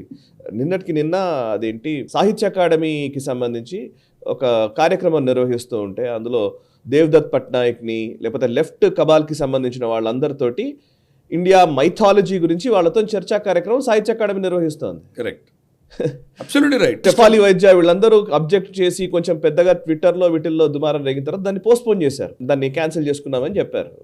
ప్రకటన వచ్చింది. కరెక్ట్. అది ఎలా పనిచేస్తుంది అంటే ఇంకో ఉదాహరణ చెప్తాను. మొహమ్మద్ ఆసిఫ్ అని ఒక ఆయన మనకు నేషనల్ ఎడ్యుకేషన్ పాలసీలో మెంబర్గా ఉన్నారు. ఆయన కస్తూరి రంగన్ కమిటీలో ఉన్నారు. ఆయన ఇచ్చినటువంటి రికమెండేషన్స్ కొన్ని కాంట్రవర్షియల్ రికమెండేషన్స్ ఇచ్చారు. అది ఇప్పుడు ప్రస్తుతానికి ఆ ఎన్ఈపి పాలసీలో ఉంది, నేషనల్ ఎడ్యుకేషన్ పాలసీలో ఉంది, accepted by government of India. దాంట్లో ఏంటంటే పాలీ, ప్రకృతి, పర్షియన్ ఈ 3 భాషలకు ఒక ఏపెక్స్ బాడీ ఉండాలి అని చెప్పి రికమెండేషన్ ఇచ్చారు. పాలీ, ప్రకృతి, పర్షియన్. ఎక్కడ పొంతన ఉంది? పర్షియన్ స్కాలర్ అనుకుందాం ఒకతను, పాలీ ప్రకృతి గురించి అతనికి ఏం తెలుసు? కరెక్ట్. పాలీ ప్రకృతి ఎక్స్పర్ట్స్ అంటే వాళ్ళకి పర్షియన్ గురించి ఏం తెలుసు? దాన్ని డైరెక్టర్గా ఎవరిని నియమిస్తారు మీరు? కానీ ఇది ఎందుకు చేశారంటే కనుక ఈ డీప్ స్టేట్ మెల్లిగా ఈ లోపలికి దాన్ని తోశారు. దాన్ని ఏంటి దాని అఫీషియల్గా గవర్నమెంట్ ఆఫ్ ఇండియా యాక్సెప్ట్ చేసింది. ప్లాన్ ఏంటంటే నీమ్ భీమ్ అన్నటువంటి పాలసీ ముందు తీసుకెళ్తారు. పాలీ ప్రకృతి అన్నది బౌద్ధ దీనికి ధర్మానికి సంబంధించిన భాష. అంటే ఏంటి? ఇప్పుడున్నటువంటి అంబేద్కర్ రైట్స్, దళిత్ యాక్టివిస్ట్స్ ఇవన్నీ ఏవైతే అంటే హిందూ మతాన్ని వ్యతిరేకించే శక్తులు, వీళ్ళలో ఆఫ్ కోర్స్ హిందూ మతాన్ని ముందుకు తీసుకువెళ్ళేటువంటి వర్గాలు దళితుల్లో చాలా మంది ఉన్నారు. ఇన్ఫ్యాక్ట్ ఈరోజు హిందూ ధర్మం ఇంత వాసిల్లుతోందంటే వాళ్ళ కంట్రిబ్యూషన్ ఉన్నది. వాళ్ళు ఇంకా ధర్మంలో ఉన్నారు కాబట్టి మెజారిటీ హిందువులుగా ఉన్నాం ఈ దేశంలో. కానీ ఈ కుసంస్కృతి కొంతమందిలో వచ్చింది, చేశారు అది. కాబట్టి వాళ్ళు భీమ్ అని పేరు పెట్టుకుని వెళ్ళితే చేస్తున్నారో వాళ్లకు పాలీ ప్రకృతి ఒకటి, నీమ్ సో కాల్డ్ ముస్లిం పర్షియన్, వీళ్ళు ఏం చెప్పబోతున్నారంటే అఫీషియల్గా అక్కడ పిహెచ్డీలు తీసుకురాబోతున్నారు. మేమిద్దరం విక్టిమ్స్ ఈ బ్రాహ్మణికల్ ప్యాట్రియార్కీ, హిందూ ప్యాట్రియార్కీ, వీళ్ళ వల్ల మేము నష్టపోతున్నాం, మమ్మల్ని పీడిస్తున్నారు అని అఫీషియల్గా తీసుకురాబోతున్నారు. ఇటువంటి రికమెండేషన్ ఇచ్చినటువంటి ఆసిఫ్ని ఈరోజు ఒక యూనివర్సిటీ వైస్ ఛాన్సలర్గా నియమించింది. అంటే ప్రభుత్వం అన్నీ తెలుస్తాయని తెలియదు, లోపల జరుగుతాయి అవి, లోపల అన్ని మోదీ చూస్తారా, అమిత్ షా చూస్తారంటే అట్లా ఉండదు, జరగదు. అది అదే వాళ్ళు సిస్టమ్ లోపలికి వచ్చి ఇవన్నీ పనులు చేస్తారు. కరెక్ట్. ఇన్ఫాక్ట్ ఆర్టికల్ 370 తీసేసిన తర్వాత ఇమ్మీడియట్గా వచ్చినటువంటి జీవో ఆర్టికల్ 370 రెస్టోర్ చేసింది. ఆర్టికల్ 370 పేరు చెప్పకుండా వాళ్ళు ఏం చేశారంటే 11 సంవత్సరాలు మీరు జమ్మూ కాశ్మీర్ స్టేట్లో నివసిస్తే అప్పుడు మీకు అక్కడ భూమి కొనుక్కునే అధికారం వస్తుంది, ఉద్యోగాల అవకాశాలు వస్తాయి. 11 సంవత్సరాలు ఏమి తినకుండా, ఏమి ఉద్యోగం లేకుండా, ఉపాధి లేకుండా 11 సంవత్సరాలు ఎవరుంటారు అది ఆ రాష్ట్రంలో? అంటే ఆల్రెడీ ఉన్న వాళ్ళకి మాత్రమే వర్తిస్తుంది, మీకు వర్తించదు అని ఈ జీవో తీసుకొచ్చారు. అంటే ఆ డీప్ స్టేట్ ఎలా పనిచేస్తుంది చూడ. ఫార్చునేట్లీ అని అనుకుందాం, కొంతమంది యాక్టివిస్టులు అందరం కలిసి, నేను చెప్పానని కాదు కానీ మన వాళ్ళు ఇంకా పెద్దలు చాలామంది ఉన్నారు, ప్రభుత్వం మీద ఈ ఇన్ఫర్మేషన్ తీసుకెళ్ళి చెప్పడంతో అల్టిమేట్గా ప్రభుత్వం దాన్ని 1 సంవత్సరం తర్వాత విత్డ్రా చేసింది. అఫ్కోర్స్ ఇప్పుడు ఆ ప్రాబ్లం లేదు, కంప్లీట్గా తీసేశారు. మనం వెళ్ళి కొనుక్కోవచ్చు, భూమి కొనుక్కోవచ్చు, అన్ని చేయొచ్చు అక్కడ. యాక్చువల్లీ మనం అప్పుడు వెళ్ళినప్పుడు మీరు అడుగుతూ ఉన్నప్పుడు మనం అనుకున్నాం కూడా, కరెక్ట్, భూమి కొంటే ఎలా ఉంటుంది జియో గురించి కూడా డిస్కషన్ వచ్చిన తర్వాత తీసేశారు. ఇది డీప్ స్టేట్. ఇది నేను ఎందుకు దీనికి ఉపోద్ఘాతం చెప్తున్నాను డొనాల్డ్ ట్రంప్ కంటే కనుక, డీప్ స్టేట్ మనం కూడా దాని విక్టిమ్సే. నువ్వు అధికారంలో ఉండవచ్చు కాక కానీ సిస్టమ్ వాళ్ళే చాలా ఇస్తారు. కాబట్టి ఇప్పుడు డొనాల్డ్ ట్రంప్ ఈ డీప్ స్టేట్ గురించి ఆయన మాట్లాడుతుంటే నిజంగా ఎంత ఎఫెక్టివ్గా దాన్ని ఎదుర్కోగలరు అనేది పెద్ద ప్రశ్న, చూడవలసిందే అది. కరెక్ట్. కానీ ఎదుర్కోవాలి అని నిర్ణయించడం అన్నది మనం దాన్ని స్వాగతించాలి, దాన్ని మనం సపోర్ట్ చేయాలి. కరెక్ట్. ఆ దృష్ట్యానే ఈ డిపార్ట్మెంట్ ఆఫ్ గవర్నమెంట్ ఎఫిషియన్సీ ఏదైతే ఆయన కొత్తగా సంకల్పం ఆయన చేశారో, ఇది ఆ ప్రభుత్వంలో ఉన్నటువంటి ఈ డీప్ స్టేట్ ని టార్గెట్ చేయడానికి చేశారు. And actually Elon Musk is the right person దీనికి ఒక రకంగా. ఎందుకంటే మోస్ట్ డిఫికల్ట్ టాస్క్ ని ఫినిష్ చేయడంలో ఒక ఎంటర్‌ప్రెన్యూర్ గా ఆయన సక్సెస్ఫుల్ ఒక రకంగా చెప్పాలి కదా. స్పేస్ ఎక్స్ కానీ చాలా ఛాలెంజింగ్ టాస్క్ ఆయన చేయగలిగాడు. ఆయన సిస్టమ్ సిద్ధం చేయడం కూడా, ఆయన చదివితే ఆయన అటుపైపు కూడా ఆయన సిస్టమ్ని ఎంత బాగా అర్థం చేసుకుంటాడు అనేదానికి, అండ్ పాలసీస్ ఎంత సింపుల్గా చేయగలుగుతాడు అనడానికి ఆయన ఎంటర్‌ప్రెన్యూర్ జర్నీయే చెప్తుంది. సో మేబీ ఆయన సక్సెస్ కావాలనే కోరుకుందాం. కరెక్ట్. గతంలో ఆయన డెమోక్రాట్ సపోర్టర్, కరెక్ట్. అటువంటి వ్యక్తి డెమోక్రాట్ పార్టీలో ఉన్నటువంటి ఈ ఛాందసం, ఈ పిచ్చితనం అంతా చూసి ఆయన బయటకు వచ్చేసాడు. ఎస్పెషలీ తన కూతురుగా తయారవడం, ఇతను వ్యతిరేకంగా ఉండడం, ఇవన్నీ వచ్చిన తర్వాత అతనికి అర్థమైంది ఇది ఎంత టాక్సిక్, ఎంత డేంజరస్. తన ఇంటికే వచ్చిందని తెలియగానే అతను కంప్లీట్గా రిపబ్లికన్ సపోర్టర్ అయ్యాడు అతను. రెండవ వ్యక్తి Vivek Ramaswamy is second Hindu in this government. So ఇది చాలా కీలకమైనది. వివేక రామస్వామి స్పెషాలిటీ ఏంటంటే అతను ఒక వెంచర్ క్యాపిటల్ స్టార్ట్ చేశాడు. బిజినెస్లకి సపోర్ట్ ఇస్తాడు అతను. ఎటువంటి బిజినెస్ సపోర్ట్ ఇస్తాడు? ఏ బిజినెస్ అయితే ESG, DEI వల్ల పీడించబడ్డారో, బ్యాంకులకు వెళ్తే కనుక మీకు అప్పులు రావు. మీ దాంట్లో ఇంతమంది బ్లాక్స్ని పెట్టారా, ఇంతమంది LGBTQని పెట్టారా, ఇంతమంది ట్రాన్స్లు పెట్టారా, దీన్ని బట్టి మీరు నిజంగా ఇంక్లూజివా కాదా అని చూసి మీకు అప్పులు ఇస్తారు. మీరు ఇంక్లూజివ్ కాకపోతే మీకు అప్పులు రావు. అటువంటి కంపెనీలందరూ కూడా ఇతను ఫండింగ్ ఇచ్చాడు. అంటే కంప్లీట్గా anti woke, anti left. Correct woke ఇంకని రాశాడు. అతని పిన్డ్ ట్వీట్లో దెర్ ఆర్ ఓన్లీ 2 genders అని రాశాడు. అటువంటి వ్యక్తి ఇప్పుడు ఎలాన్ మస్క్తో కలిసి అతను దీని మీద ఫోకస్ పెట్టబోతున్నాడు. కాబట్టి ఇద్దరు complete 180 degrees opposite to the deep state and wokism. So వాళ్ళిద్దరూ ఈ దీంట్లో రావడం అనేది చాలా అద్భుతం. ఇటువంటి మినిస్ట్రీ ఆయన సంకల్పించడం అన్నది చాలా ఎంత ఫోకస్ ఉన్నాడో ఆయన దీన్ని అటాక్ చేయడానికి చూస్తున్నాం. అఫ్ కోర్స్ డీప్ స్టేట్ ఊరుకోదు కదా, అది అటాక్ చేస్తుంది. ఇప్పుడు మనం అనుకున్నాం ఇందాక, ఫర్ ఇన్స్టెన్స్ ఫార్మా లాబీ ఇమ్మీడియట్గా రియాక్ట్ అయింది మన రాబర్ట్ F. కెనడీని అపాయింట్ చేయగానే. ఫైజర్, మోడర్నా షేర్స్ అన్ని పటాకన పడిపోయాయి ఒక్కసారి దెబ్బకి. సో వాళ్ళు ఊరుకుంటారా? Trillions of dollars worth of business ఉంది, వాళ్ళు ఊరుకుంటారా? కాబట్టి అది వాళ్ళ బ్లో బ్యాక్ ఉంటుంది. అలాగే డిఫెన్స్ ఇండస్ట్రియల్ కాంప్లెక్స్ అది ఊరుకుంటుందా? వాళ్ళు కూడా ఏదో యుద్ధాలు కావాలి కదా వాళ్ళకి. యుద్ధాలు లేకపోతే ఎవరు అమ్ముకుంటారు వాళ్ళు? కాబట్టి దానికోసం వాళ్ళు అక్కడ నుంచి కూడా లాబీ వస్తుంది. ప్లస్ జార్జ్ సోరోస్ లాంటి వాళ్ళు కావచ్చు, ఇతరత్ర రాక్ ఫెల్లర్ ఫౌండేషన్, బ్లాక్ రాక్, వీళ్ళందరూ కూడా దే విల్ హిట్ బ్యాక్. ఎంత సపోర్ట్ బేస్ ఉంది వాళ్ళకి. కాబట్టి వాళ్ళు ఏం చేస్తారో చూడాలి. బ్లాక్ లైవ్స్ మ్యాటర్స్ లాంటివి మళ్ళీ అక్కడ సమాజంలో అతలాకుతలం క్రియేట్ చేసి ఒక విధమైనటువంటి అస్థిరత తీసుకొచ్చే ప్రయత్నం వాళ్ళు తప్పకుండా చేస్తారు. కానీ ఈ అపాయింట్మెంట్స్ అన్నీ మనం ఇంత డీటెయిల్గా డిస్కస్ ఎందుకు చేస్తున్నామంటే, ఆ సమాజంలో ఒక లాస్ట్ ఛాన్స్ అందాం, అద్భుతమైన ఛాన్స్, అక్కడ ఉన్నటువంటి స్ట్రక్చరల్ ప్రాబ్లమ్స్ని సరిదిద్దడానికి ఒక అద్భుతమైనటువంటి అవకాశం ఈ టీంతో మనకు కనిపిస్తోంది. అది మన భారతదేశం యొక్క ఇంటర్నల్ అంతర్గతమైన విషయాల్లో కూడా దానిలో నుంచి కొంత ప్రేరణ మనం తీసుకొని మనం చేయగలిగితే అద్భుతంగా ఉంటుంది మనకు కూడా. అక్కడ ఉన్న అపాయింట్ అయిన వాళ్ళందరూ కూడా ప్రో భారత్. కాబట్టి ఈ అడ్వాంటేజ్ రాబోయే 4 సంవత్సరాల్లో మనం అడ్వాంటేజ్ తీసుకోగలిగితే ఒక అద్భుతమైన స్వర్ణ భారతాన్ని మనం నిర్మించుకునే అవకాశం కూడా మనకు ఈరోజు ఉంది. అండ్ ఎడ్యుకేషన్ రిఫార్మ్స్ గురించి కూడా చెప్పండి సార్ ఒకసారి. యూనివర్సిటీస్ కి సంబంధించిన అక్రిడేషన్స్ గురించి, అక్రిడేషన్ సిస్టమ్ లోనే మేము మార్పులు తీసుకొస్తాము, ఒకవేళ వాళ్ళు కనుక ఈ ఇండాక్ట్రినేషన్ ముఖ్యంగా ఈ దీంట్లో జరుగుతున్నాయి కదా, ఈ వోక్ కల్చర్ వీటిని ప్రమోట్ చేసినట్టయితే కనుక యూనివర్సిటీస్ మీద వాళ్ళ అక్రిడేషన్స్ ని మనం మళ్ళీ మేము పునరాలోచిస్తామన్నట్టుగా ట్రంప్ మాట్లాడారు. ఒకసారి ఎడ్యుకేషన్ రిఫార్మ్స్ గురించి కూడా మాట్లాడతారా? మనము కొన్ని గ్లోబల్ రౌండ్ క్రితం మనం ఎస్పెషలీ ఈ పాలస్టీనియన్ గొడవలు అవుతున్నప్పుడు అమెరికన్ యూనివర్సిటీస్లో పాలస్టీనియన్స్ చేస్తున్నటువంటి ఇష్యూస్ అన్నిటి మనం టేకప్ చేసినప్పుడు ఒక కంగ్రెషనల్ హియరింగ్ జరిగింది. 3-4 మేజర్ వాళ్ళ యూనివర్సిటీ వైస్ ఛాన్సలర్స్ పిలిచి వాళ్ళని ఇంటర్వ్యూ చేస్తే దాంట్లో ఇజ్రాయిలీ స్టూడెంట్స్ని వాళ్ళు బెదిరిస్తున్నారు. పాలస్టీనియన్ డెమాన్స్ట్రేటర్స్ బెదిరిస్తుంటే మీరు వాళ్ళ మీద యాక్షన్ ఎందుకు తీసుకోలేదు అంటే, వాళ్ళు లా బ్రేక్ చేయలేదు కాబట్టి మేము తీసుకోలేదని చెప్పారు. అంటే ఒకరిని చంపితే అప్పుడు లా బ్రేక్ చేసినట్ట, అంతవరకు లా బ్రేక్ చేసినట్టు కాదా? అంటే ఈ వోక్ కల్చరు, ఈ సోకాల్డ్ యాంటీ సెమిటిజము, ఈ లెఫ్ట్ కంప్లీట్ ఎక్స్ట్రీమ్ లెఫ్ట్ భావజాలం ఉన్నటువంటి కల్చర్ అక్కడ యూనివర్సిటీస్లో విషన్లా ప్రవహిస్తోంది ప్రస్తుతానికి. కాబట్టి దానిని వ్యతిరేకంగా డొనాల్డ్ ట్రంప్ ఎంతో కాలంగా చెప్తున్నారు, డిపార్ట్మెంట్ ఆఫ్ ఎడ్యుకేషన్ కంప్లీట్గా వేళ్లతో సహా పెకిలించి పడేస్తానని చెప్పారు. అందుకని ఇంతవరకు డిపార్ట్మెంట్ ఆఫ్ ఎడ్యుకేషన్ని మరి ఉంచుతారా, ఆయన తీస్తారా, లేదా ఉంచితే ఎవరిని అపాయింట్ చేస్తారో చూడాలి. ఇంకా ఎవరిని అపాయింట్ చేయలేదు ఆయన. ఓకే. కానీ అక్కడ ఉన్నటువంటి ఈ టాక్సిక్ కల్చర్ వల్ల పిల్లలు చెడిపోతున్నారు. వాళ్ళు ఏం చేయాలో అది వదిలేసి ఈ జెండర్ ఇష్యూస్, వోక్ ఇష్యూస్ వీటి మీద ఫోకస్ పెడుతున్నారు. అందుకని ఈ మొత్తం సిస్టమ్ని నేను తీసేస్తాను అంటున్నాడు. ఎవరైతే అక్రెడిషన్ ఉంటుందో అక్రెడిషన్ సిస్టమ్ తీసేస్తాను, అక్రెడిషన్ ప్యూర్గా అకాడమిక్గా నేను ఉంచబోతున్నాను. చదువులకు సంబంధించి మాత్రమే వీళ్లకు అధికారాలు ఉంటాయి. వాళ్ళు చదువులని ఒక పారదర్శకంగా ప్రొఫెషనల్గా తీసుకెళ్లేటువంటి ఒక సంస్కృతి మళ్ళీ నేను తీసుకొస్తాను. దానివల్ల అమెరికా యొక్క కట్టింగ్ టెక్నాలజీ పెరుగుతుంది అని చెప్పారు. అంటే ఇప్పుడు మనం చూస్తే కనుక ఏ దేశంకైనా కానీ వాళ్ళ విద్యా వ్యవస్థ, విద్యారంగంలో వాళ్ళ నైపుణ్యం, దీని ఆధారంగానే ఏ దేశమైనా పురోగతి చెందుతుంది.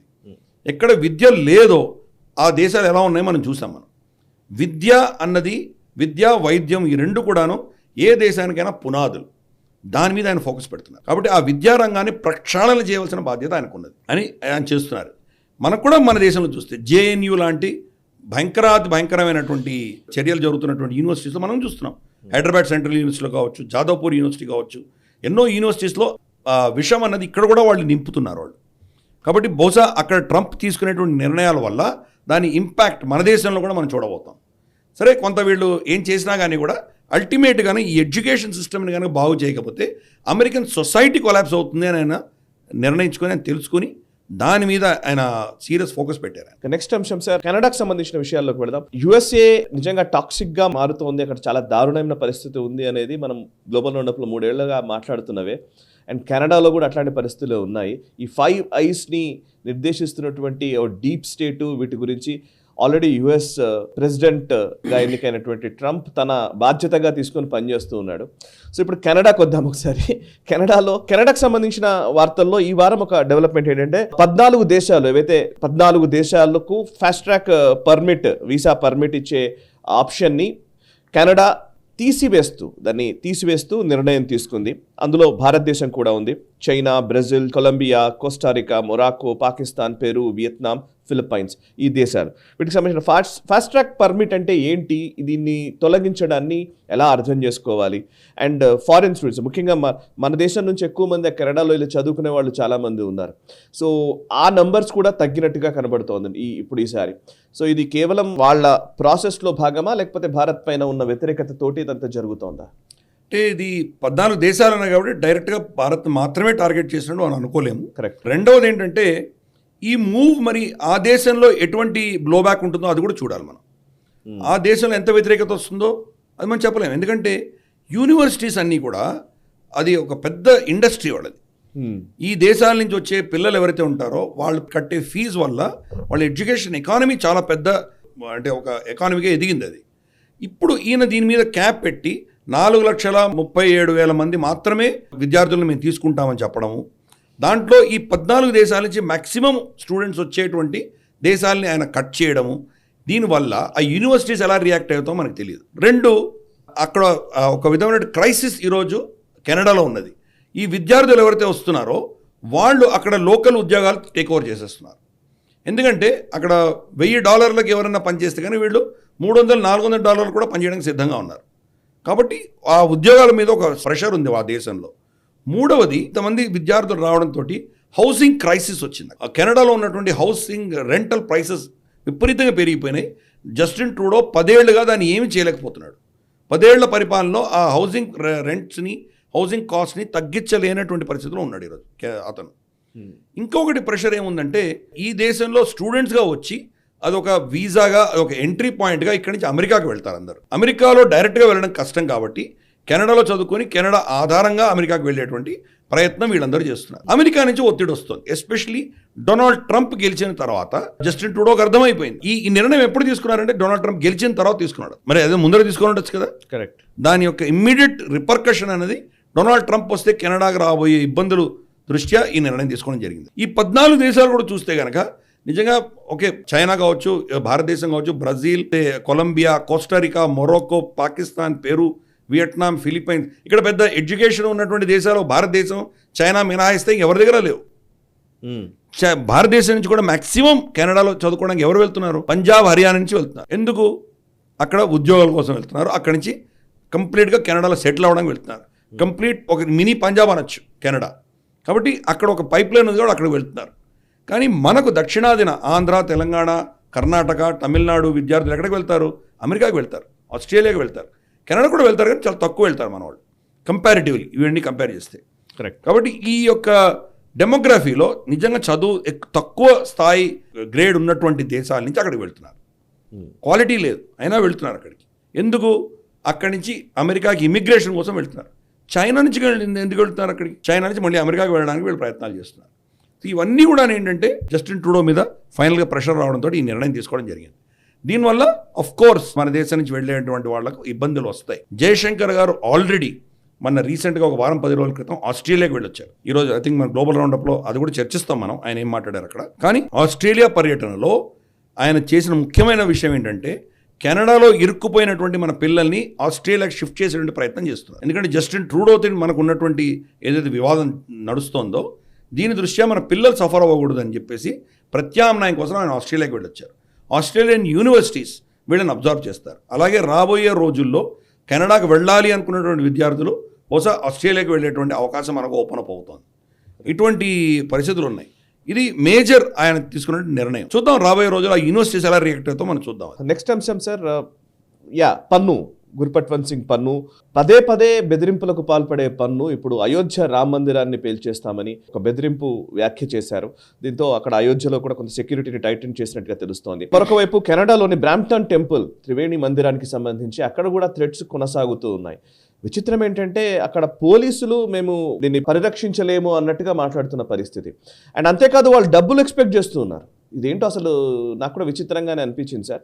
$70,000 మీరు ఇస్తే ప్రొటెక్ట్ చేస్తాము అన్నట్టుగా పోలీస్ అఫీషియల్స్ నుంచి వస్తున్నట్టుగా తెలుస్తోంది. సో కెనడాలోని మందిరాన్ని పరిరక్షించలేరా? ఖలిస్తానీ గ్రూప్లకు పూర్తిగా సక్కం అయిపోయినట్టుగా మనం భావించాలి. ఇంకా దీనికి ప్రత్యామ్నాయం ఏంటి? ప్రస్తుతం జరుగుతున్నది ఏంటి? రక్షించలేరా? రక్షించగలరు. కావాలని చేయట్లేదు. అక్కడ ఖలిస్తానీ మోకలు వచ్చి కొడుతూ ఉంటే, ఇన్ని గొడవలు చేస్తుంటే చూసి చూడకున్నట్టు ఊరుకున్నారు. ఎప్పుడైతే హిందువులు రిటాలియేట్ చేశారో అప్పుడు హిందువులను అరెస్ట్ చేసి తీసుకెళ్ళారు. సిక్కులను ఏం చేయలేదు. నామమాత్రానికి గోసల్ అన్నటువంటి ఒక ఖలిస్తానీ వ్యక్తిని ఐడెంటిఫై చేసి బ్రాంప్టన్ ఆలయం మీద అటాక్ చేసిన వ్యక్తిని అతను అరెస్ట్ చేశారు. ఇమ్మీడియట్గా బెయిల్ వచ్చి బయటకు కూడా వచ్చేసాడు అతను. కానీ హిందువులను మాత్రం వీళ్ళు అరెస్ట్ చేస్తున్నారు. పైపెచ్చు $70,000 వీళ్ళు డిమాండ్ చేయడం అంటే దాని అర్థం ఏంటి? హిందూ సమాజం ఏం చెప్తుందంటే, మేము ట్యాక్సులు కట్టట్లేదా? మా ట్యాక్సుల వల్లనే కదా మీ జీతాలు వస్తున్నాయి, మరి మమ్మల్ని ప్రొటెక్ట్ చేసే బాధ్యత మీకు లేదా? ఇప్పుడు ఎందుకు అడుగుతున్నారు $70,000? ఎందుకంటే సెంట్రల్ గవర్నమెంట్ నుంచి కానీ వాళ్ళ ప్రభుత్వం నుంచి ఫండింగ్ రావట్లేదు వాళ్ళకి. ప్లస్ ఇన్స్ట్రక్షన్స్ ఎలా ఉన్నాయంటే, హిందువుల పరిస్థితుల గురించి మీరు పెద్దగా ఏం పట్టించుకోవక్కర్లేదు, సిక్కులకు ఏమైతే మాత్రం మీరు దాన్ని తప్పకుండా మీరు ప్రొటెక్ట్ చేయాలి అన్నటువంటి ఒక పరిస్థితి తీసుకొచ్చింది జస్టిన్ ట్రూడో ప్రభుత్వం. జస్టిన్ ట్రూడో ఉన్నంత వరకు ఈ పరిస్థితి కొనసాగుతుంది. కానీ చాలా స్ట్రేంజ్గా ఈరోజు ఏమైందంటే, ఆశ్చర్యకరమైన విషయం ఏంటంటే, డొనాల్డ్ ట్రంప్ గెలవంగానే జస్టిన్ ట్రూడో 180 degrees మారిపోయాడు. ఆయన ఓపెన్గా అడ్మిట్ చేశాడు, మా దేశంలో ఖలిస్తానీ ప్రాబ్లం ఉంది అని యాక్సెప్ట్ చేశాడు. ఓకే. మొన్నటి వరకు ఫ్రీడమ్ ఆఫ్ స్పీచ్ అని నిజ్జర్ కేసులో భారతదేశాన్ని ఎండగట్టి డిప్లొమాటిక్ గొడవలు తీసుకొచ్చినటువంటి జస్టిన్ ట్రూడో ఈరోజు అఫీషియల్గా యాక్సెప్ట్ చేశాడు, మా దేశంలో ఖలిస్తానీ ప్రాబ్లం ఉంది అని చెప్పాడు ఆయన. ఇంకా ఏం చేశాడు ఆయన? 3 ప్రామినెంట్ సిక్ సపరేటిస్ట్ అందామా, టెర్రరిస్టులు అందామా, వాళ్ళని ఆయన అరెస్ట్ చేశాడు. ఎవరు వీళ్ళు? గోసల్, ఇందాక నేను చెప్పాను అటాక్ చేసిన అతను. తర్వాత Khalistan tiger force chief Harshdeep Gill ఆయన అరెస్ట్ చేశారు. మనం అతన్ని టెర్రరిస్ట్ డిక్లేర్ చేసి మాకు ఎక్స్ట్రాడేట్ చేయండి అని మనం కోరుతున్నటువంటి వ్యక్తిని ఈరోజు కెనడా అరెస్ట్ చేసింది. ఎందుకు అరెస్ట్ చేసింది? 3 దీంట్లో చూస్తే కనుక మనకు దల్లాని అరెస్ట్ చేశారు. దల్లాని ఎక్స్ట్రాడేట్ చేయమని మనం అడుగుతున్నాం ఎంతో కాలం. అతన్ని అరెస్ట్ చేశారు. ఇలా 3 ఖలిస్తానీ సోకాల్డ్ ఎక్స్ట్రీమ్ ఖలిస్తానీ టెర్రరిస్టులు అందాము, వాళ్ళ యాక్టివిస్ట్ అందాము, వాళ్లను ఈరోజు కెనడియన్ ప్రభుత్వం అరెస్ట్ చేసింది. ఎందుకు చేసింది? ట్రంప్ ఈరోజు కనుక ఆయన ప్రెసిడెంట్ అయితే జస్టిన్ ట్రూడోకి చాలా ఇబ్బందులు రాబోతున్నాయి. మార్కో రూబియో దగ్గర నుంచి అక్కడ మొత్తం అందరూ కూడాను complete pro Hindus, pro Bharat ఉండబోతున్నారు. అండ్ ఈవెన్ జగ్మీత్ సింగ్ తో కూడా ఇబ్బంది ఉంది అనేది అంటున్నారు. జగ్మీత్ ఎనివే సమర్థన విత్డ్రా చేసుకున్నాడు అతను. ఇప్పుడు డొనాల్డ్ ట్రంప్ గెలిచిన తర్వాత అమెరికా తోటి చాలా టఫ్ స్టాండ్ తీసుకోవాలి, డొనాల్డ్ ట్రంప్కి వ్యతిరేకంగా మనం ఉండాలి అని చెప్పి జగ్మీత్ ఏదో ట్వీట్ చేశాడు. జగ్మీత్ సింగ్ తనే స్వయాన ఎన్డీపీలోనే తనకి ఎంత సమర్థన ఉండబోతుందో పెద్ద ప్రశ్నగా మారబోతోంది. కాబట్టి ఈ పరిస్థితుల్లో జస్టిన్ ట్రూడో సడన్గా ఏంటంటే తన దేశంలో ఉన్న సిక్కు సమాజంలో విభజన తీసుకొచ్చే ప్రయత్నం చేస్తున్నాడు. ఖలిస్తానీలు వేరే, మిగతా సిక్కు సమాజం వేరే అన్నటువంటి ప్రయత్నం మొదలు పెడుతున్నాడు. ఇదేదో భారతదేశం మీద ప్రేమ మీద కాదు.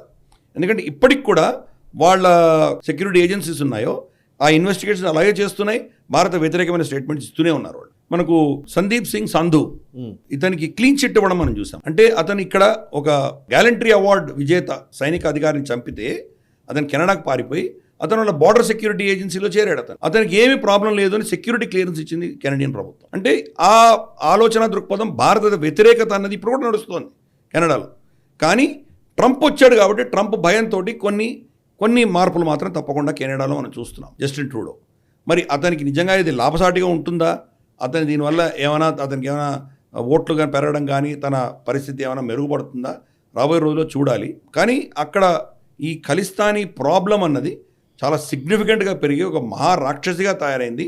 దానికి ఆజ్యం రోజు పోస్తున్నటువంటి జస్టిన్ ట్రూడో ట్రంప్ను చూడగానే కాస్త ఆగాడు, ఒక మెట్టు తగ్గాడు.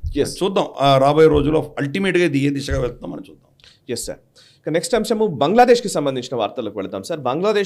బంగ్లాదేశ్ అటార్నీ జనరల్ మహమ్మద్ అసదుజ్జమాన్ తను సెక్యులరిజం, సోషలిజం ని రిమూవ్ చేయాలి కాన్స్టిట్యూషన్ నుంచి అనేది ఆయన చేస్తున్నటువంటి ఒక ప్రతిపాదన. సో అటార్నీ జనరల్ ఇచ్చిన స్టేట్మెంట్ చిన్నగా తీసుకోవడానికి లేదు. అంటే ఇది మొదలైంది, ఇంకా మళ్ళీ పూర్వపు ఇస్లామిక్ బంగ్లాదేశ్గానే మొత్తం ఇస్లామిక్ రాజ్యంగానే దాన్ని డిక్లేర్ చేసుకోవడానికే వాళ్ళు ప్రయత్నం చేస్తున్నట్టుగా తెలుస్తోంది. అవామీ లీగ్ ఏదైతే లీడర్ ఐసీజేలో ఒక కంప్లైంట్ చేశారు యూనిస్ గురించి, అది కూడా ఒక రెండో అంశం కనబడుతోంది. అసలు యాక్చువల్లీ సెక్యులర్ దాన్ని తీసివేయాలనే భావనని మీరు ఎట్లా చూస్తారు? వాళ్ళ ప్రెసిడెన్షియల్ ప్యాలెస్ ఏదైతే బంగబాబన్ అన్నటువంటి ప్రాంతం ఏదైతే ఉన్నదో దాంట్లో ఇప్పటికి కూడా ఆ దేశాన్ని స్థాపించినటువంటి ముజీబుర్ రెహమాన్ చిత్రం ఉండేది అక్కడ. దాన్ని తీసేయాలి అని చెప్పి లెఫ్ట్ రాడికల్ స్టూడెంట్స్ ఒత్తిడితోటి ప్రభుత్వం దాన్ని తీసేసింది. సరే, అదొక ఎత్తు. ఇంతవరకు మేము ఆగస్టు 5 నుంచి తీయలేదు, దానికి క్షమించండి అని వాళ్ళు క్షమాపణ కోరారు. అంటే ఎంత రాడికల్ ఇస్లామిక్ శక్తుల చేతిలోకి ఆ దేశం వెళ్ళిపోయిందో మనకు కనిపిస్తుంది. ఇప్పుడు నువ్వు ఇందాక చెప్పినట్టు అసదుజ్జమాన్ ఎవరైతే ఆయన ఇచ్చిన స్టేట్మెంట్, అటార్నీ జనరల్ స్టేట్మెంట్ దృష్టితో మనం చూడాలి. అంటే ఇక్కడ మళ్ళీ ఇస్లామిక్ దేశాన్ని స్థాపించే దిశగా వీళ్ళు ఆల్రెడీ పావులు కలుపుతున్నారు. ఈ యొక్క మొత్తం ఈ నెరేటివ్ వెనకాల పాకిస్తాన్ హస్తం మనకు కనిపిస్తుంది. రైట్ నౌ ఇమ్మీడియట్గా మనం చూస్తే 2 రోజుల క్రితం చూస్తే పాకిస్తాన్ నుంచి ఒక స్పెషల్ కార్గో షిప్ బంగ్లాదేశ్కి వెళ్ళింది. మనకి ఇంత మాత్రమే తెలుసు. దాంట్లో మరి ఎటువంటి ఆయుధాగారం వెళ్ళిందా, ఆయుధాలు వెళ్ళాయా, ఏమైనా అంటే హిందువులకు వ్యతిరేకంగా, భారతదేశానికి వ్యతిరేకంగా క్యాంపెయిన్ చేయడానికి ఏమైనా మెటీరియల్ వెళ్ళిందా, ఇవన్నీ కూడా రాబోయే రోజుల్లో మనం చూడబోతున్నాం. కాబట్టి ఆ దేశ ప్రభుత్వం అంతా కూడాను కంప్లీట్గా ఇస్లామైజ్ అవుతూ రాడికల్ ఇస్లాం ఒక దేశంగా తయారయ్యేటువంటి ప్రమాదం మనకు కనిపిస్తుంది. వాళ్ళ ఆర్మ్డ్ ఫోర్సెస్ సీసీటీవీ కెమెరాలని ఎరక్కొట్టి హిందువులని చంపడము, కొట్టడము ఇవన్నీ చూసాము, వీడియోస్ లీక్ అయ్యాయి. సో కాబట్టి అటువంటి పరిస్థితి ఈరోజు ఆర్మ్డ్ ఫోర్సెసే మీకు సెక్యులర్గా కాకుండా ఉన్నప్పుడు ఇంకా ఆ దేశాన్ని ఎవరు కాపాడతారు? అక్కడ ఉన్న హిందువులకు రక్షణ ఎక్కడి నుంచి వస్తుంది? తులసి గబార్డ్ స్టేట్మెంట్ చూసాం మనం, అలాగే డొనాల్డ్ ట్రంప్ స్టేట్మెంట్ చూసాం. రిపబ్లికన్ పార్టీ మరి వీళ్ళకి వ్యతిరేకంగా ఎటువంటి చర్యలు తీసుకుంటుందో మనం వేచి చూడాలి. లేదా అమెరికాలో ఉన్న డీప్ స్టేట్ మనకు ఇది ఫుట్ హోల్డ్ ఉంది, బంగ్లాదేశ్ మన అధీనంలో ఉండాలి కాబట్టి దీన్ని ఇలాగే మెయింటైన్ చేద్దామంటారా మనకు తెలియదు. అవామీ లీగ్ ఏం చేసిందంటే వాళ్ళు ఐసీజే అంటే ఇంటర్నేషనల్ కోర్ట్ ఆఫ్ జస్టిస్లో, ఇంటర్నేషనల్ క్రిమినల్ కోర్ట్స్లో మనకు మొహమ్మద్ యూనిస్కి వ్యతిరేకంగా 62 కేసులు ఫైల్ చేశారు. అంటే రేపు అతని మీద అరెస్ట్ వారెంట్ ఇష్యూ అవ్వచ్చు. ఫర్ ఇన్స్టెన్స్ ఇప్పుడు నెతన్యాహు మీద కానీ, లేకపోతే వ్లాడిమిర్ పుటిన్ మీద కానీ ఆల్రెడీ ఐసీజే కేసులు ఉన్నాయి, వాళ్ళ మీద వారెంట్లు ఇష్యూ అయి ఉన్నాయి. అటువంటిది ఇతని మీద కూడా తీసుకొచ్చే ప్రయత్నం చేయబోతున్నారు. ఇది అవామీ లీగ్ ధైర్యం చేసింది. డొనాల్డ్ ట్రంప్ గెలిచిన తర్వాత షేక్ హసీనా ట్వీట్ చేస్తూ అఫీషియల్గా ప్రైమ్ మినిస్టర్ ఆఫ్ బంగ్లాదేశ్ కింద ట్వీట్ చేసింది. ఎందుకంటే ప్రెసిడెంట్ ఆఫ్ బంగ్లాదేశ్ నేను ఇంతవరకు రెసిగ్నేషన్ చూడలేదు అని వారం 10 రోజుల కింద ఇచ్చిన స్టేట్మెంట్ కూడా చూసాం మనం. మరి డొనాల్డ్ ట్రంప్ వచ్చిన తర్వాత ఇతను రికగ్నైజ్ చేయకుండా మళ్ళీ షేక్ హసీనాని రికగ్నైజ్ చేస్తారా, అంత దూరం వెళ్తారా, లేకపోతే మరి ఏమవుతుంది మనకు తెలియదు. అందుకనే వాళ్ళు రెడ్ కార్నర్ నోటీస్ ఇచ్చే ప్రయత్నం బంగ్లాదేశ్ ప్రభుత్వం చేస్తుంది.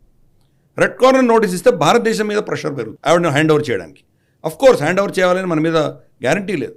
రెడ్ కార్నర్ నోటీసులన్నీ మనకు దావుద్ ఇబ్రహీం మీద, జకీవుర్ రెహమాన్ లక్వీ మీద కూడా రెడ్ కార్నర్ నోటీసులు ఉన్నాయి. పాకిస్తాన్ ఏమైనా ఇస్తోందా? రెడ్ కార్నర్ నోటీస్ ఇచ్చినంత మాత్రాన మనం పంపించాలని రూల్ లేదు, కానీ అదొక విధమైనటువంటి మోరల్ ఒత్తిడి మన మీద. రేపు ఇంటర్నేషనల్గా ఎక్కడ పోయినా వాళ్ళు ఏం చెప్తారు, రెడ్ కార్నర్ నోటీస్ టెర్రరిస్ట్ని మెయింటైన్ చేస్తున్న భారతదేశం అని వాళ్ళు మనకు వ్యతిరేకంగా మాట్లాడబోతారు. కాబట్టి అది ఒక ఆప్టిక్స్ కోసం వీళ్ళు ప్రయత్నం చేస్తున్నారు. ఒక ఎత్తున యూనిస్ ప్రభుత్వం ఏమో ఇస్లామైజేషన్ దిశగా వెళ్తుంటే, ఇంకో ఎత్తున యుఎస్ క్యాబినెట్, యుఎస్ ప్రెసిడెంట్ వీళ్ళందరూ కూడాను బంగ్లాదేశ్లో వీళ్ళకి వ్యతిరేకంగా వాళ్ళు మాట్లాడుతున్నారు. సో రాబోయే రోజుల్లో ట్రంప్ వచ్చిన తర్వాత మరి ఇది పరిణామం ఏ దిశగా వెళ్తుందో మనం చూడాలి. ఈ మహమ్మద్ యూనిస్ బహుశా బంగ్లాదేశ్ నుంచి పారిపోతారు అని చాలామంది ప్రిడిక్ట్ చేస్తున్నారు. అది జరిగితే కనుక మరి షేక్ హసీనాని మళ్ళీ రీఇన్స్టేట్ చేస్తారా, ఏమవుతుందో చూడాలి. డొనాల్డ్ ట్రంప్ గతంలో చాలా స్పష్టంగా చెప్పాడు, who is that micro finance man close to Clintons అన్నాడు. అతనికి తెలుసు ఇతను ఎవరో. క్లింటన్స్ ఇతని మైక్రో ఫైనాన్స్ని వాడుకొని బిలియన్స్ ఆఫ్ డాలర్స్ వీళ్ళు బెనామీ ట్రాన్సాక్షన్స్ చేశారు, హవాలా ట్రాన్సాక్షన్స్ చేశారు. మరి దాని మీద అతను ఏమైనా ఇన్వెస్టిగేట్ చేసి అతని వ్యతిరేకంగా ఏమైనా చేస్తారా డొనాల్డ్ ట్రంప్, అది కూడా చూడాలి. ఈ బంగ్లాదేశ్లో జరుగుతున్న డెవలప్మెంట్స్ 2 యాంగిల్స్ జరుగుతున్నాయి. ఒకటి ఇస్లామిక్ ఎక్స్ట్రీమ్ భావజాలంతో ఉన్నటువంటి అక్కడ పరిస్థితులు చూస్తున్నాము. 2 దానికి వ్యతిరేకంగా అమెరికన్ న్యూలీ ఎలక్టెడ్ ప్రెసిడెంట్ ఎవరైతే ఉన్నారో ఆయన క్యాబినెట్ భావజాలం చూస్తున్నాము. భారతదేశానికి మంచి ఆపర్చునిటీ ఉంది. ఇప్పుడు మనం ఏం చేయాలో చూద్దాం. ఇంతలోపల ఏమైందంటే మనకు అదానీ వాళ్ళకి పవర్ కట్ చేశారు. $800 మిలియన్ ఇంకా బంగ్లాదేశ్ బకాయిలు చెల్లించాల్సి ఉంది. అది వచ్చేంత వరకు మేము మీకు ఎలక్ట్రిసిటీ సప్లై చేయమని అదానీ కట్ చేశారు. కానీ ఇప్పుడు బంగ్లాదేశ్ గవర్నమెంట్ నేపాల్ గవర్నమెంట్ని వాళ్ళు అర్థించి నేపాల్ నుంచి వాళ్ళు విద్యుత్ సరఫరా తీసుకుంటున్నారు. భారతదేశం దాన్ని అబ్జెక్ట్ చేయలేదు, ఎందుకంటే వాళ్ళకి వెళ్ళాలంటే మళ్ళీ భారతదేశం నుంచే వెళ్ళాలి. మనకు ఎలాగో దానికి రెంట్ కట్టాలి, వాళ్ళు ఆ ట్రాన్సిట్ మనీ మనకి ఇవ్వాలి, మనకేం ఇబ్బంది లేదు. రేపటి రోజు వాళ్ళు నేపాల్ కూడా పైసలు కట్టకపోతే నేపాల్ కూడా ఆపేయాల్సి వస్తుంది. కరెక్ట్, కమర్షియల్ డీల్ మీరు ఏమైనా చేసుకోండి. మనం బంగ్లాదేశ్ ప్రజల్ని ఇబ్బంది పెట్టడం మన ఉద్దేశం కాదు, కానీ ఈసారి వాళ్ళతో బిజినెస్ లాగానే మనం డీల్ చేయబోతున్నాం. కాబట్టి చూద్దాం రాబోయే రోజుల్లో ఈ పరిణామాలన్నీ కూడా ఏ దిశగా వెళ్తాయో చూద్దాం. ఇక నెక్స్ట్ అంశం సార్, శ్రీలంకకు సంబంధించినటువంటి వార్తల్లో శ్రీలంక పార్లమెంట్ ఎలక్షన్స్ లో 225 స్థానాల్లో 123 స్థానాలు ఎవరైతే Anura Kumara Dissanayake national people's power party విజయం సాధించింది. దిశనాయకే లెఫ్టిస్ట్ కోalition ఉన్నటువంటి వ్యక్తి, లెఫ్టిస్ట్ బ్యాక్గ్రౌండ్ ఉన్నటువంటి వ్యక్తి అండ్ భారత్కు వ్యతిరేకమైనటువంటి భావజాలం కలిగినటువంటి వ్యక్తి అనేది మనం ఇంతకు ముందు కూడా ఒకసారి డిస్కస్ చేశాం యాక్చువల్లీ. సో ఇప్పుడు దిశనాయకే ఎన్నిక లేదా దిశనాయకే పార్టీ అధికారంలోకి రావడాన్ని ఎట్లా చూడాలి, ఇది రాబోయే రోజుల్లో ఎటువంటి పరిణామాలకు దారితీస్తుంది అండ్ ఈవెన్ ఈయన ప్రో చైనా అయ్యే అవకాశం చాలా స్పష్టంగా కనబడుతుంది. కోర్స్ దిశనాయక ఆయన ప్రెసిడెన్షియల్ ఎలక్షన్ గెలిచారు, కానీ పార్లమెంట్లో ఆయనకు 3 సీట్లు ఉన్నాయి. పార్లమెంట్లో ఇప్పటికి కూడా ఇంకా రాజపక్ష వాళ్ళ ఎవరైతే పార్టీకి సంబంధించినటువంటి వాళ్ళు ఉన్నారో వాళ్ళే దాన్ని కంట్రోల్ చేస్తున్నారు.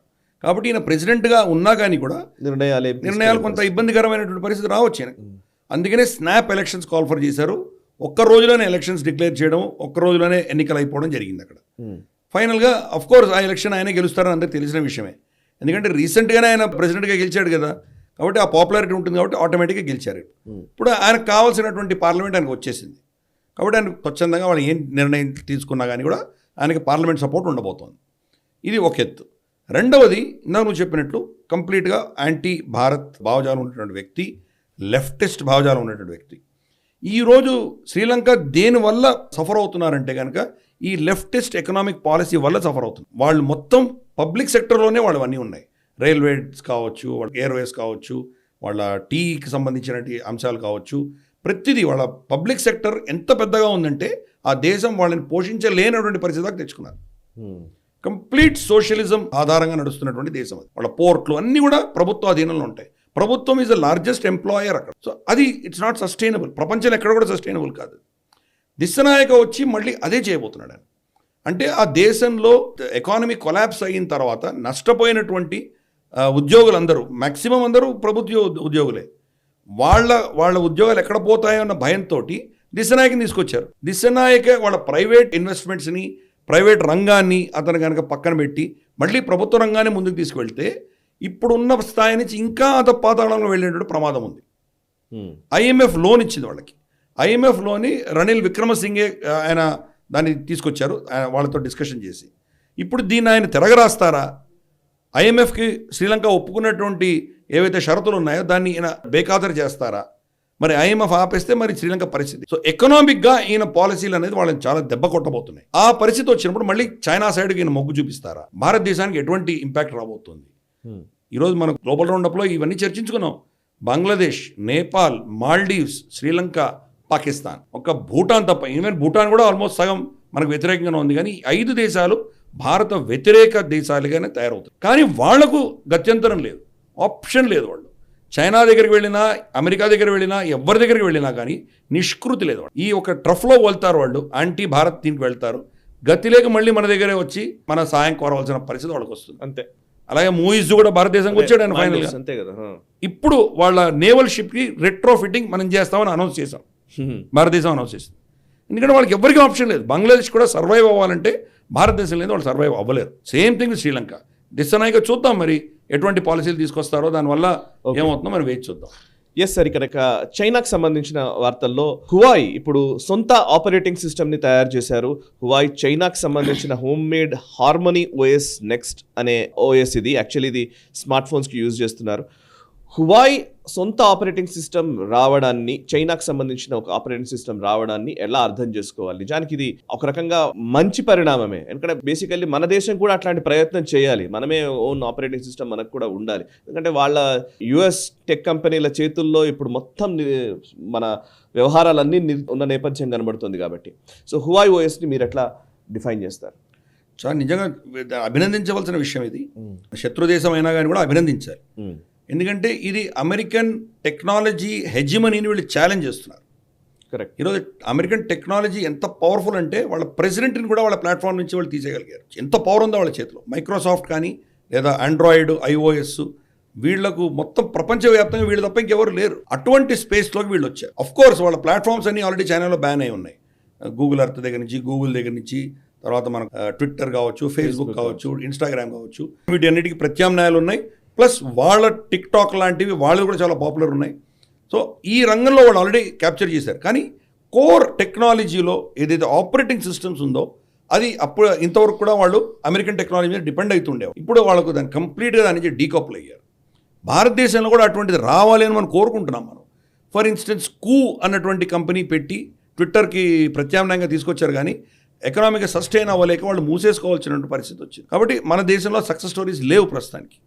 చైనా ఈ సక్సెస్ స్టోరీని మనం అభినందించాలి. ఇది వెస్ట్రన్ హెజిమనీకి పెద్ద ఛాలెంజ్గా ఇవ్వబోతున్నారు. వాళ్ళు చాలా దేశాల్లో వీళ్ళు దీన్ని ప్రవేశపెట్టే ప్రయత్నం చేస్తారు.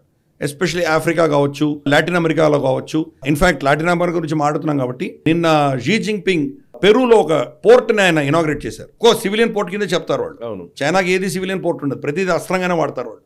అది అమెరికాకి దగ్గరగా వాళ్ళు వచ్చారంటే కనుక అమెరికా సీక్రెట్స్ వినడానికి అక్కడ స్పై ఏవో పెడతారు వాళ్ళు అక్కడ.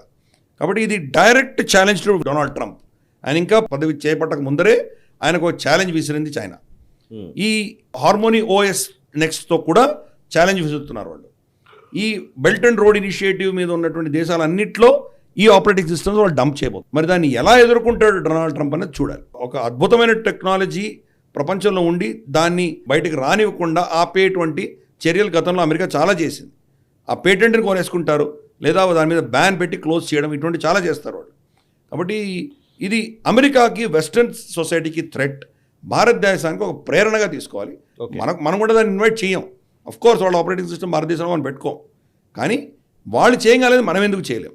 ఎంత పూల్ ఉండి మనం ఎందుకు చేయలేము అనేది మనకు ఒక ప్రేరణగా మనం తీసుకోవాలి. ఇందాక మనం మాట్లాడుతున్నప్పుడు US నేషనల్ ఇంటెలిజెన్స్ చీఫ్గా తులసి గబార్డ్ని నియమిస్తూ ట్రంప్ నిర్ణయం తీసుకోవడంతో అందరూ విమర్శిస్తున్నారు.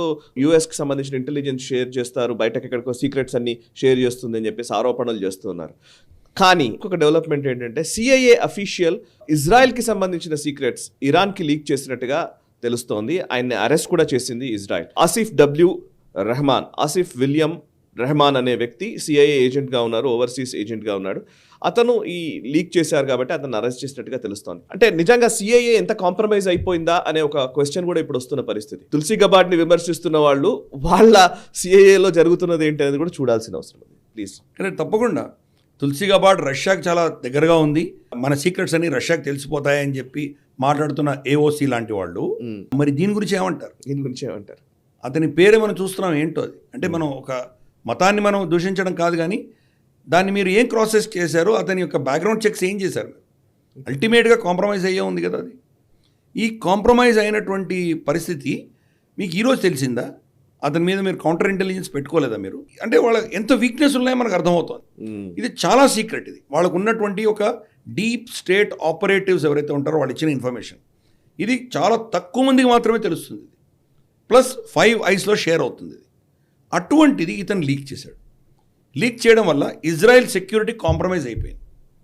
ఇజ్రాయెల్ ఇరాన్ మీద దాడి చేయడానికి వాళ్ళు చేసిన పన్నాగాలన్నీ కూడా ముందస్తుగానే తెలియడంతో ఇరాన్ అప్రమత్తమైంది. యుద్ధంలో ఎప్పుడు కూడాను సర్ప్రైజ్ అనేది అన్నిటికంటే పెద్ద అస్త్రం. అది నీ శత్రువుకి తెలియనప్పుడు నువ్వు దాడి చేసినప్పుడే నీకు పైచేయి ఉంటుంది. ఆ అడ్వాంటేజ్ చిన్న దేశమైన ఇజ్రాయెల్కి ఉండకూడదు అన్న ఉద్దేశంతో ఈ లీక్ ఇతను చేయడం అన్నది, అంటే ఇతనిలో ఇప్పటికి కూడా Islamic భావజాలాలు, Palestinian భావజాలాలు, anti Israel, anti Semitism భావజాలాలు ఉన్నటువంటివి వీళ్ళు కౌంటర్ ఇంటెలిజెన్స్ ఎందుకు చెక్ చేయలేదు అనేది పెద్ద ప్రశ్న. ఒకవేళ అటువంటి భావజాలు కొంత లీనింగ్స్ ఉన్నా కానీ కూడా ఇటువంటి ఇన్ఫర్మేషన్ అతనికి దొరకకుండా చేయవలసిన బాధ్యత కూడా మీ మీద ఉంది. కరెక్ట్.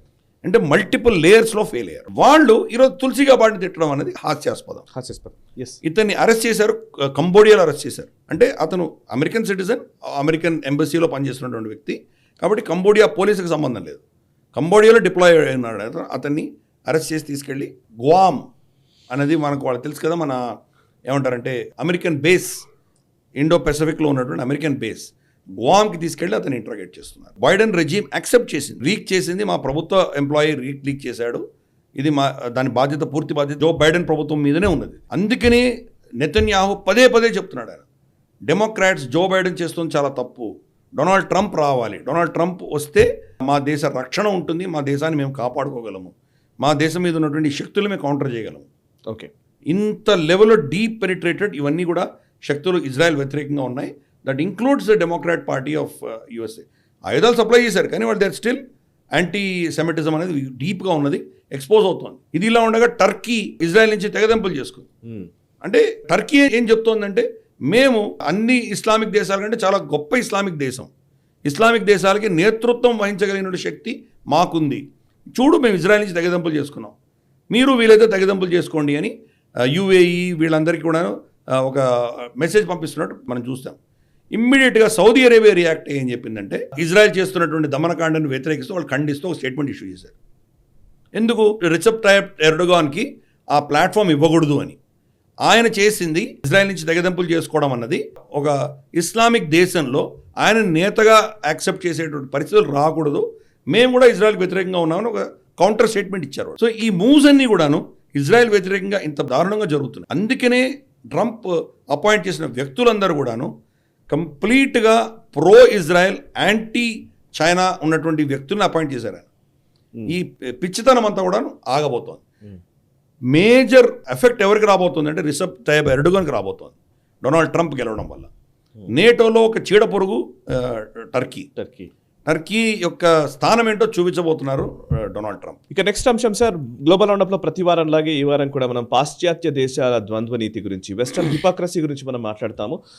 ఈ వారం కూడా వెస్టర్న్ హిపోక్రసీలో ఫస్ట్ అంశం కనబడుతోంది. జయశంకర్ ఆస్ట్రేలియా పర్యటనలో ఉన్న జయశంకర్ స్కై న్యూస్కి ఇచ్చిన ఇంటర్వ్యూలో ఆయన్ని అడిగిన ప్రశ్నకు ఆయన ఇచ్చిన సమాధానం, అది నిజంగా చాలా అద్భుతమైన సమాధానం. ముఖ్యంగా ఆస్ట్రేలియాకి సంబంధించి ఆస్ట్రేలియా ఇంట్రెస్ట్ల దృష్టికోణంలో చూస్తే భారత్ రష్యాతో సత్సంబంధాలు నెరపడం విషయంలో మాకు కొంత కోపం ఉన్నమాట వాస్తవం, దీని గురించి మీరేమంటారని అడిగిన ప్రశ్నకి ఆయన చాలా కుండబద్దలు కొట్టినట్టుగా సమాధానం చెప్పారు. If I were to use that logic I would say so many countries have a relationship with Pakistan, look at the angst it should cause me అని చెప్పేసి ఆయన అన్నారు బేసికల్లీ. సో నిజంగా ఎక్స్క్లూజివ్గా ఒక దేశం ఇంకో దేశంతో ఉండాలి, ఇంకెవరితో మాట్లాడకూడదు అనేది ఉండదు. అండ్ పాకిస్తాన్తో సత్సంబంధాలు నిలుపుతున్నప్పుడు మాకు కూడా కోపం వస్తుంది కదా, మరి మీరేమంటారు అన్నారు. Perfect answer. సో మీరు కొంచెం దీన్ని ఎలాబొరేట్ చేస్తారా? ఆస్ట్రేలియా గడ్డ మీద జయశంకర్ గారు వెస్టర్న్ హిపోక్రసీని పాకిస్తాన్ విషయంలో ఎక్స్పోజ్ చేసింది ఇది రెండోసారి. యాంటోనీ బ్లింకిన్ జయశంకర్ గారు బ్రిక్స్ సమ్మిట్లో, అంటే బ్రిక్స్ ఫారెన్ మినిస్టర్స్ మీటింగ్లో వాళ్ళిద్దరు కలిసినప్పుడు సేమ్ ఇదా ప్రెస్ కాన్ఫరెన్స్లోనే రష్యాకి మీరు ఆయిల్ సప్లై చేస్తూ యుక్రెయిన్ ప్రజల మారణ హోమానికి మీరు బాధ్యులు కారా అని ఎవరు ప్రశ్నించారు. మీరు రష్యా దగ్గర నుంచి ఆయుధాలు ఎందుకు కొనుక్కుంటున్నారు అని అడిగారు. అంటే ఆయన ఏం చెప్పారంటే, మాకు ఇంతకాలం ఆయుధాలు కావాలంటే వెస్ట్ మాకు ఆయుధాలు ఇవ్వలేదు, కానీ మా శత్రు దేశాలకు మీరు ఇచ్చుకుంటూ వెళ్ళారు.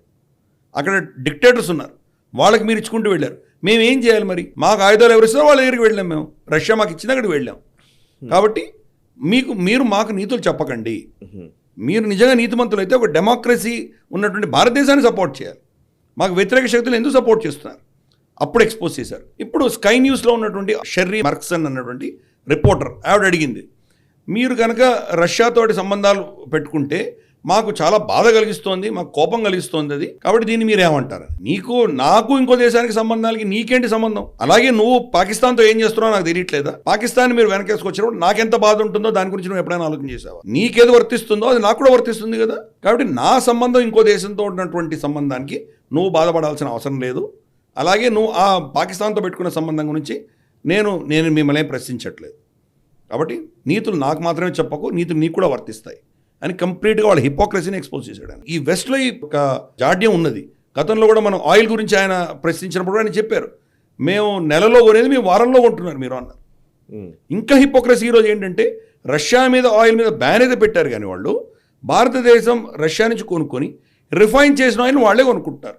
యూరోప్ను అమెరికా కొనుక్కుంటారు. అమెరికా నుంచి మనం క్రూడ్ ఆయిల్ కొంటాము, రిఫైన్డ్ ఆయిల్ అమెరికా మన దగ్గర నుంచి కొంటుంది. అలాగే యూరోప్ కూడా. Absolute hypocrisy. వాళ్ళు ఏది నిర్ణయిస్తే అన్ని దేశాలు అది పాటించాలి. ఇంకో దేశానికి ఇండిపెండెంట్గా ఆలోచన చేసేటువంటి వాళ్ళకు అధికారం లేదు వాళ్ళకి. ఓకే. డిఫెన్స్ రౌండప్లో ఆల్రెడీ లోకేష్ మషీన్ లిమిటెడ్ గురించి నేను చర్చించాను. అది కూడా ఒక హిపోక్రసీ. గ్లోబల్ రౌండప్ దాని గురించి కూడా అఫ్కోర్స్ దానికి వెపన్స్ గురించి మాట్లాడట్లేదు, కానీ దాని మీద ఆంక్షలు విధించేది అమెరికా. కరెక్ట్. రష్యాకు సప్లై చేస్తోందని. రష్యాకు మాకేమీ వైరం లేదే, మిత్రదేశమే. యునైటెడ్ నేషన్స్ ఏమైనా శాంక్షన్ వేసిందా మా మీద? రష్యా మీద సప్లై చేయకూడదు ఏమైనా చెప్పిందా? చెప్పలేదు కదా. కొరియాకి సప్లై చేయకూడదు, ఇరాక్ సప్లై చేయకూడదు, ఇటువంటివో కొన్ని ఆంక్షలు ఉన్నాయి. కానీ రష్యాకి సప్లై చేయకూడదు ఎక్కడైనా ఆంక్షలు ఉన్నాయా? లేవు కదా. మేము వాళ్ళతో వాణిజ్యం చేసుకుంటే మీరెవరు వచ్చి మా మీద శాంక్షన్స్ వేయడానికి? Western hypocrisy. మేమేది చెప్తే ప్రపంచం అంతా వినాలి, వినకపోతే మేము మీ మీద ఏదో చర్యలు తీసుకుంటాం. అదే భావజాలం ఇట్లాంటి రిపోర్టర్స్ కూడా మొత్తం వాళ్ళ మీడియా దగ్గర నుంచి అందరూ కూడా ఇటువంటి హిపోక్రసీ వాళ్ళు డెమాన్స్ట్రేట్ చేస్తారు. దాన్ని జయశంకర్ అద్భుతంగా దాన్ని ఎక్స్పోజ్ చేశారు. నెక్స్ట్ అంశం సార్, గ్లోబల్ రౌండప్లో collapse of the western society గురించి మనం మాట్లాడతాము. పాశ్చాత్య దేశాల సమాజాలు ఎలా కొలాప్స్ అవుతున్నాయి అనే విషయానికి సంబంధించిన ఈ సెగ్మెంట్లో ఫస్ట్ అంశము, ఇది చాలా ఇంపార్టెంట్. ఎలాన్ మస్క్ ఎవరైతే ట్రంప్ని పూర్తిగా సపోర్ట్ చేసిన వ్యక్తి, డోజ్ డిపార్ట్మెంట్ ఆఫ్ గవర్నమెంట్ ఎఫిషియన్సీని ఇప్పుడు లీడ్ చేయబోతున్నటువంటి వ్యక్తి ఎలాన్ మస్క్ గురించి మనకు తెలిసిందే. ఎలాన్ మస్క్ ఈ వోక్ కల్చర్కి వ్యతిరేకంగా విపరీతంగా పోరాడుతూ ఉన్నారు. బట్ ఆయన కూతురే స్వయంగా ఈ వోక్ కల్చర్లోకి వెళ్ళిపోయింది. ఈ వైరస్ ఆమెకు అంటిందని ఇంతకుముందు ఆయన ఇంటర్వ్యూస్లో చెప్పిన మాట నిజం.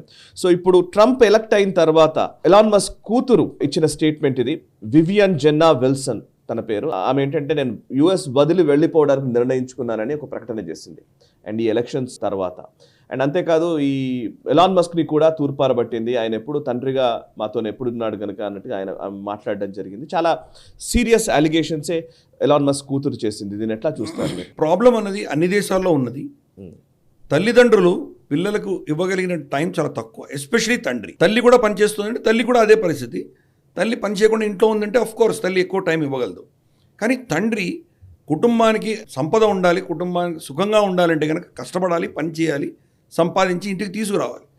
ఆ పంథాలో అతను ఎక్కువ బయట ఉంటే కనుక, నాకు టైం ఇవ్వలేదు, నన్ను ఎప్పుడు పట్టించుకున్నావు, నన్ను కంప్లీట్గా నా గురించి నీకు ఎటువంటి ప్రేమ లేదు అని మాట్లాడే పిల్లల గురించి తండ్రి ఏమని సమాధానం ఇవ్వగలడు? ఏదో అతని పిల్లవాడికి స్కూల్లో ఏదో విషయం జరిగి ఉంటుంది, దానికి అటెండ్ అయ్యే పరిస్థితి లేకపోవచ్చు తండ్రికి. ఆఫీషియల్గా అతను ఎక్కడో వెళ్లాల్సిన పరిస్థితి ఉంటుంది.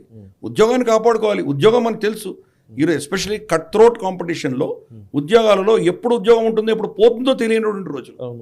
మనం ఒక చిన్న తప్పు చేసామంటే మనల్ని తీసేసి ఇంకొన్ని పెట్టేటువంటి పరిస్థితులు ఉన్నాయి ఈరోజు. ఆ పరిస్థితిలో తల్లిదండ్రులు ఎస్పెషల్లీ తండ్రి పనిచేస్తుంటే, నువ్వు నాకేం చేసావు, నువ్వేమో నన్ను పట్టించుకోలేదు, నన్ను నా పాటికి వదిలేసావు అన్నటువంటి పిల్లల్ని వాళ్ళు ఏం సమాధానం చెప్పగలరు తండ్రులు? ఎలాన్ మస్క్ కూడా ఇంచుమించు అదే. ఈరోజు ప్రపంచంలో అతి పెద్ద కార్పొరేషన్ అతను నిలబెట్టగలిగాడు. మొత్తం రిచెస్ట్ పర్సన్గా అతను ఈరోజు నిలబడ్డాడంటే టెస్లా కావచ్చు, వాళ్ళ స్పేస్ ఎక్స్ కావచ్చు, లేదా ఇప్పుడు ఎక్స్ కావచ్చు, ఇటువంటి ఎన్నో సంస్థలు తీసుకొచ్చి ప్రపంచంలోనే అతనికి ధీటుగా ఎవరు లేరు అని నిరూపించుకున్నటువంటి మోస్ట్ సక్సెస్ఫుల్ ఎంటర్ప్రెన్యూర్. అది ఫస్ట్ జనరేషన్ ఎంటర్ప్రెన్యూర్. అవును. ఇవన్నీ కూడా without having any background. South ఆఫ్రికాలో ఒక మామూలు కుటుంబం నుంచి వచ్చినటువంటి వ్యక్తి. కరెక్ట్. అటువంటి వ్యక్తి ఇంత అద్భుతంగా అతను సక్సెస్ అయిందంటే అది తన ఒక్కడికే సంబంధించిందేనా? అది తన కుటుంబానికి అటువంటి సంపద, ఆస్తి, సెక్యూరిటీ, ఫైనాన్షియల్ సెక్యూరిటీ ఇవ్వడానికి కదా చేస్తున్నాడు అతను. కానీ నా తండ్రి నాకు టైం ఇవ్వలేదు అని చెప్పేసి ఈ వోక్ కల్చర్లో ఊబిలో ఇరుక్కుపోయినటువంటి తన కొడుకు కూతురుగా మారినటువంటి విషయం ఎలాన్ మస్క్ గతంలో కూడా చెప్పాడు. మై సన్ ఈ స్కిల్డ్ అని చెప్పాడు. వీళ్ళు ఈ వోక్ కల్చర్ని చంపేసింది నా కొడుకుని అని చెప్పారు. ఆ వోక్ కల్చర్లో కంప్లీట్గా కొడుకే బట్ కూతురు అయిపోయింది. ఇప్పుడు రాయడం కూడా అందరూ కూతురనే రాస్తున్నారు. సో బ్రెయిన్ వాష్ అయినటువంటి ఆ వ్యక్తి తండ్రిని కూడా ఇప్పుడు తిరస్కరించేటువంటి పరిస్థితి వస్తుంది. అలాగే మనం అంటే ఇది ఒక విధమైనటువంటి మత జాడ్యమని కూడా అనొచ్చు. మనం స్వమతాన్ని నుంచి ఇంకో మతాలకు వెళ్ళేటప్పుడు కూడా తల్లిదండ్రులని కూడా లెక్క చేయరు, అక్కా చెల్లెళ్ళు, అన్నా తమ్ముళ్ళని కూడా లెక్క చేయకుండా మేమే కరెక్ట్ అన్నది భావజాలం వాళ్ళలో వస్తుంది. ఈ వోకిజం అనేది కూడా ఒక మతం లాంటిది. అది మనం ద కేరళ స్టోరీలో చూసాం కదా. ఆ అమ్మాయి ఎప్పుడైతే మతం మార్చుకొని ఒక వ్యక్తితో వెళ్ళిపోతుందో తల్లిని, తన తండ్రిని కూడా ఆ ధర్మాన్ని కంప్లీట్గా త్యజించేటువంటి పరిస్థితి చూసాం మనం. వోకిజం కూడా అటువంటి ఒక పాయిజన్. అది ఆవిడ ఇచ్చిన స్టేట్మెంట్. అంటే 4 ఏళ్ల ట్రంప్ పరిపాలన, 4 ఏళ్ళే ఉంటాడు, అంతకంటే ఉండడు ఆయన. కానీ ఈ అమ్మాయి అమెరికా వదిలేసి వెళ్ళిపోతానంట. అంటే అమెరికాలో ఏదో ప్రళయం వచ్చినట్టు ఫీల్ అవుతుంది. ప్రభుత్వ మార్పులన్నీ ప్రతిసారి జరుగుతాయి. ఈయన మొదటిసారి కాదు కదా, గతంలో కూడా 4 ఏళ్ళు పాలించాడు. దానివల్ల ఈయన అమెరికా కొలాప్స్ అయిపోయిందా? వాళ్ళ ఓకిజం అయినా మారిపోయిందా? కాబట్టి అయినా కానీ కూడా అంత హేట్రెడ్ ఈ యొక్క జాతీయవాదానికి, వాళ్ళ మతానికి సంబంధించిన అంశాలు కావచ్చు, లేదా రైట్ వింగ్ సంబంధించిన విషయాలు కావచ్చు, దాంట్లో ఎంత విషాన్ని నింపారో మనం చూడొచ్చు. ఈవెన్ ఎలాన్ మస్క్ ఇల్లు కూడా దాని నుంచి తప్పించుకోలేకపోయింది. అది మన దేశంలో కూడా క్రమేపీ ఆ క్యాన్సర్ అన్నది ఇక్కడ కూడా మన దేశంలో కూడా వస్తున్నది. అందుకని ఆ సొసైటీ కొలాప్స్ అవుతున్నది మనకు కూడా ఒక విధమైనటువంటి సిగ్నల్గా మనం భావించాలి. ముఖ్యంగా జాతీయవాదులందరికీ ఒక గమనిక కూడా, నిజానికి జాతీయవాదులు బయట చాలా పనుల్లో ఉండవచ్చు గాక, బట్ ఇంట్లో ఏం జరుగుతుందో కూడా కొంచెం ఒకసారి దృష్టి పెట్టాలని మనం చెప్పాలి సార్. కరెక్ట్. ఇంట్లోనే జాతీయవాదుల పిల్లలే దీని యొక్క విక్టిమ్స్ అవుతున్నారు, వాళ్ళ చేతిలోకి వెళ్ళిపోతున్నారు. కరెక్ట్. నెక్స్ట్ అంశం sir, breast feeding charity chief. ఇది నిజంగా నాకు అంటే ఈ కొలాప్స్ ఆఫ్ వెస్టర్న్ సొసైటీలో మనం ప్రతిసారి ఒళ్ళు గగ్గురు పొడిచేవి, లేకపోతే కళ్ళు బైర్లు కమ్మేవి, ఇట్లాంటి వార్తలే మనం చెప్పాల్సి వస్తుంది, మనం విశ్లేషించాల్సి వస్తుంది. లా లెచే లీగ్ జీబీ, LLLGB అనే ఒక ఆర్గనైజేషన్, ఏదైతే బ్రెస్ట్ ఫీడింగ్ చారిటీకి సంబంధించినటువంటి ఆర్గనైజేషన్ చీఫ్, పిఆర్ డైరెక్టర్, ఆ ట్రస్టీ దాని నుంచి వైదొలుగుతున్నట్టుగా నిర్ణయం తీసుకున్నారు. దానికి కారణం ఏంటి అని అంటే, ఈ ఇంక్లూజివిటీ పాలసీ ఏదైతే ఉందో ఇది దానికి కూడా అప్లై చేశారు. బ్రెస్ట్ ఫీడింగ్కి సంబంధించి అదొక ఆడవాళ్ళు చేసే బ్రెస్ట్ ఫీడింగ్ దాంట్లోకి ఇప్పుడు ఈవెన్ ట్రాన్స్జెండర్లను కూడా వాళ్ళకు కూడా ట్రైన్ చేయాలి ఏదో అనేసరికి ఆమె తప్పుకోవడం జరిగింది. సో దీన్ని ఎట్లా అర్థం చేసుకోవాలి? అంటే ఎంత పైశాచికమో చూడొచ్చు మనం. అంటే ఆర్గనైజేషన్ LLLGB అన్నటువంటి organisation, La Leche League GB, Great Britain organisation తల్లి పాలు పట్టడానికి, ఆ దేశంలో దౌర్భాగ్యం ఏంటంటే తల్లి పాలు ఎలా పడుతుందో వాళ్ళ తల్లి చెప్పదు. పిల్ల పుడితే కనుక స్త్రీకి ఆ పిల్లలకు పాలు ఎట్లా పట్టాలో తల్లులు తెలియదు. అంతటి పరిస్థితిలో ఆ దేశాలు ఉన్నాయి. ఎందుకంటే అన్నీ మనకు కృత్రిమమైనటువంటి ఫుడ్డే ఇస్తారు. ఇన్ఫ్యాక్ట్ మన దేశంలో కూడా ఒకవేళ తల్లి పాలు తక్కువైతే కనుక ఆవు పాలు పట్టేవాళ్ళు గతంలో. మనం ఈరోజు ఆవు పాలు పట్టకూడదు, చాలా డేంజర్ అని చెప్తున్నారు మన ఇక్కడ డాక్టర్స్. అదేదో వాళ్ళు ఇచ్చినటువంటి ఫుడ్ ఫార్ములా మిల్క్ ఇవ్వాలని. అటువంటి పరిస్థితుల్లో వెస్ట్ కంప్లీట్గా కొలాప్స్ అయిపోయింది. కాబట్టి ఈ ఆర్గనైజేషన్ LLLGB అన్న ఆర్గనైజేషన్ తల్లులకు బ్రెస్ట్ ఫీడింగ్ ఎలా చేయాలో నేర్పించడానికి కోసం ఏర్పడినటువంటి సంస్థ. అంటే ఒక విధంగా చూస్తే మంచిదే. మళ్ళీ తల్లులని ఏదైతే ప్రకృతి సిద్ధమైనటువంటి ఏదైతే విషయాలు ఉన్నాయో అవి నేర్పించే ప్రయత్నం చేయడానికి పుట్టింది. వీళ్ళల్లో ఇప్పుడు మళ్ళీ ఈ సోకాల్డ్ ఇంక్లూజివ్నెస్ అన్నది ఈ జాడ్యం దూరడంతో మగవాళ్ళు ఏ ఆలోచన దృక్పథంతో అయినా కానీ కూడా వాళ్ళు కూడా బ్రెస్ట్ ఫీడింగ్ చేయాలి అని వాళ్ళకి ఆలోచన వస్తే వాళ్ళు కూడా ట్రైనింగ్ ఇచ్చే విషయం దీంట్లో ఇంక్లూడ్ చేయమని చెప్పి దాని ఫౌండర్స్ చెప్పడం మొదలుపెట్టారు. ఏమైనా అర్థం ఉందా? మగవాళ్ళు బ్రెస్ట్ ఫీడింగ్ ఏంటి నాకు అర్థం కాదు. బ్రెస్ట్ ఫీడింగ్, బ్రెస్ట్ సక్లింగ్ అంటే పాలు రాకపోయినా కానీ వాళ్ళు ఇవ్వాలని మగవాళ్ళు నిర్ణయిస్తారట. ఎలా చేయాలి వీళ్ళు ట్రైనింగ్ ఇవ్వాలని. దీనికి ఏమైనా అర్థం ఉందా? ఎంత పైశాచికం ఇది, ఎంత పిచ్చితనం కాకపోతే ఇది ఏమనాలి దీన్ని? ఇటువంటి భావజాలను దాన్ని ఇంట్రడ్యూస్ చేయడంతో కంప్లీట్గా అక్కడ ఉన్నటువంటి స్టాఫ్ వాళ్ళందరూ కూడా వ్యతిరేకతతోటి చాలామంది సీనియర్స్ అక్కడి నుంచి రిజైన్ చేసి వెళ్ళిపోయారు. ఇది ఇప్పటితో ఆగేటువంటిది కాదు. కరెక్ట్. అన్ఫార్చునేట్లీ భారతదేశంలో కూడా ఇది వస్తుంది. భారత ప్రభుత్వం మినిస్ట్రీ ఆఫ్ లేబర్కి సంబంధించి సోషల్ ఇంక్లూషన్ వీటిల్లో ఒక పర్టికులర్ ఎల్జీబీటీకి సంబంధించినటువంటి వాళ్ళ ఈవెన్ వెబ్సైట్లో కూడా రాశారు, if you change from with in you will change from out side. అంటే నువ్వు మారితే అంటే ఏంటి, పురుషుడి నుంచి స్త్రీగా మారితే ప్రపంచం మారిపోతుందనా ఎంకరేజ్ చేస్తున్నారు? నాకు అర్థం కావట్లేదు. అంటే ఈ డీప్ స్టేట్ ప్రతి దేశంలో కూడా వాళ్ళ పెనిట్రేషన్ ఉన్నది. ట్రాన్స్జెండర్గా మారినటువంటి ఒక ఐఏఎస్ ఆఫీసర్ని ప్రభుత్వం రికగ్నైజ్ చేసింది. పురుషుడు స్త్రీ అయ్యాడు, ఆ స్త్రీగా అతన్ని రికగ్నైజ్ చేసింది.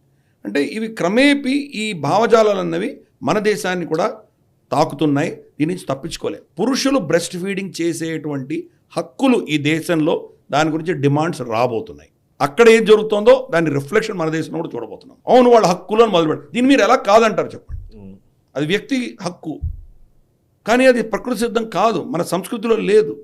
అయినా దాన్ని ముందుకు తీసుకొచ్చి మీరు చాలా పాత సంస్కృతి, మీరు పనికిమాలిన సంస్కృతి, ఇదంతా కూడాను వీళ్ళకి వ్యతిరేకమైనది, మీరు ఫ్యాసిస్టులు, ఆర్ఎస్ఎస్, బీజేపీ, హిందుత్వవాదులు, ఈ పేర్లన్నీ కొత్త కొత్త పేర్లు పెట్టేసి మనల్ని వ్యతిరేకంగా మాట్లాడడానికి ఇంకొక కొత్త ఇష్యూ దొరుకుతుంది. అందుకనే వెస్ట్రన్ సొసైటీ కొలాప్స్ అన్న సెక్షన్ మనం అందుకే పెట్టాం. కరెక్ట్. వాళ్ళు ఎంత కొలాప్స్ అవుతున్నారో దాని రిఫ్లెక్షన్ భారత్లో కూడా ఉండబోతోంది అని మన ప్రేక్షకులకు మనం చేతామని ఒక వార్నింగ్ ఇస్తున్నాం. Right sir, thank you very much Giridhar garu, చాలా అద్భుతంగా వివరించారు, విశ్లేషించారు. Thank you very much sir. So చూసారు కదా, ఇది ఈ వారం గ్లోబల్ రౌండప్. వచ్చే వారం గ్లోబల్ రౌండప్ లో మళ్ళీ కలుద్దాము. గ్లోబల్ రౌండప్ లో డీప్ స్టేట్ గురించి, లేకపోతే జార్జ్ సోరోస్ ఎకోసిస్టమ్ గురించి అండ్ వోక్ కల్చర్ గురించి, వీటన్నిటి గురించి మనం మాట్లాడుతూనే ఉన్నాం.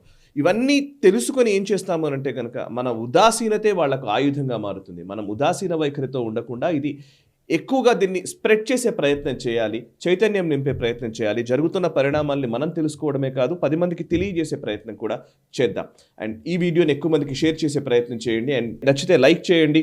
కమెంట్స్ ద్వారా మీ అభిప్రాయాల్ని మాతో పంచుకోండి. మనసా వాచా కర్మణ దేశహితం కోసం పరితపించే నేషనలిస్ట్ గ్రూప్ ఆఫ్ ఛానల్స్ని సబ్స్క్రైబ్ చేసుకొని జాతీయవాద జర్నలిజాన్ని ప్రోత్సహించండి. Thank you very much. ఈ వీడియో మీకు నచ్చినట్టయితే లైక్ చేయండి, 10 మందికి షేర్ చేయండి. అలాగే కామెంట్ల రూపంలో మీ అభిప్రాయాలను మాతో పంచుకోండి. Nationalist hub group of channels ను సబ్స్క్రైబ్ చేసుకుని తెలుగునాట జాతీయవాద జర్నలిజాన్ని ప్రోత్సహించండి. ఈ వీడియో కింద ఉన్న బెల్ ఐకాన్ పై క్లిక్ చేయడం మర్చిపోవద్దు.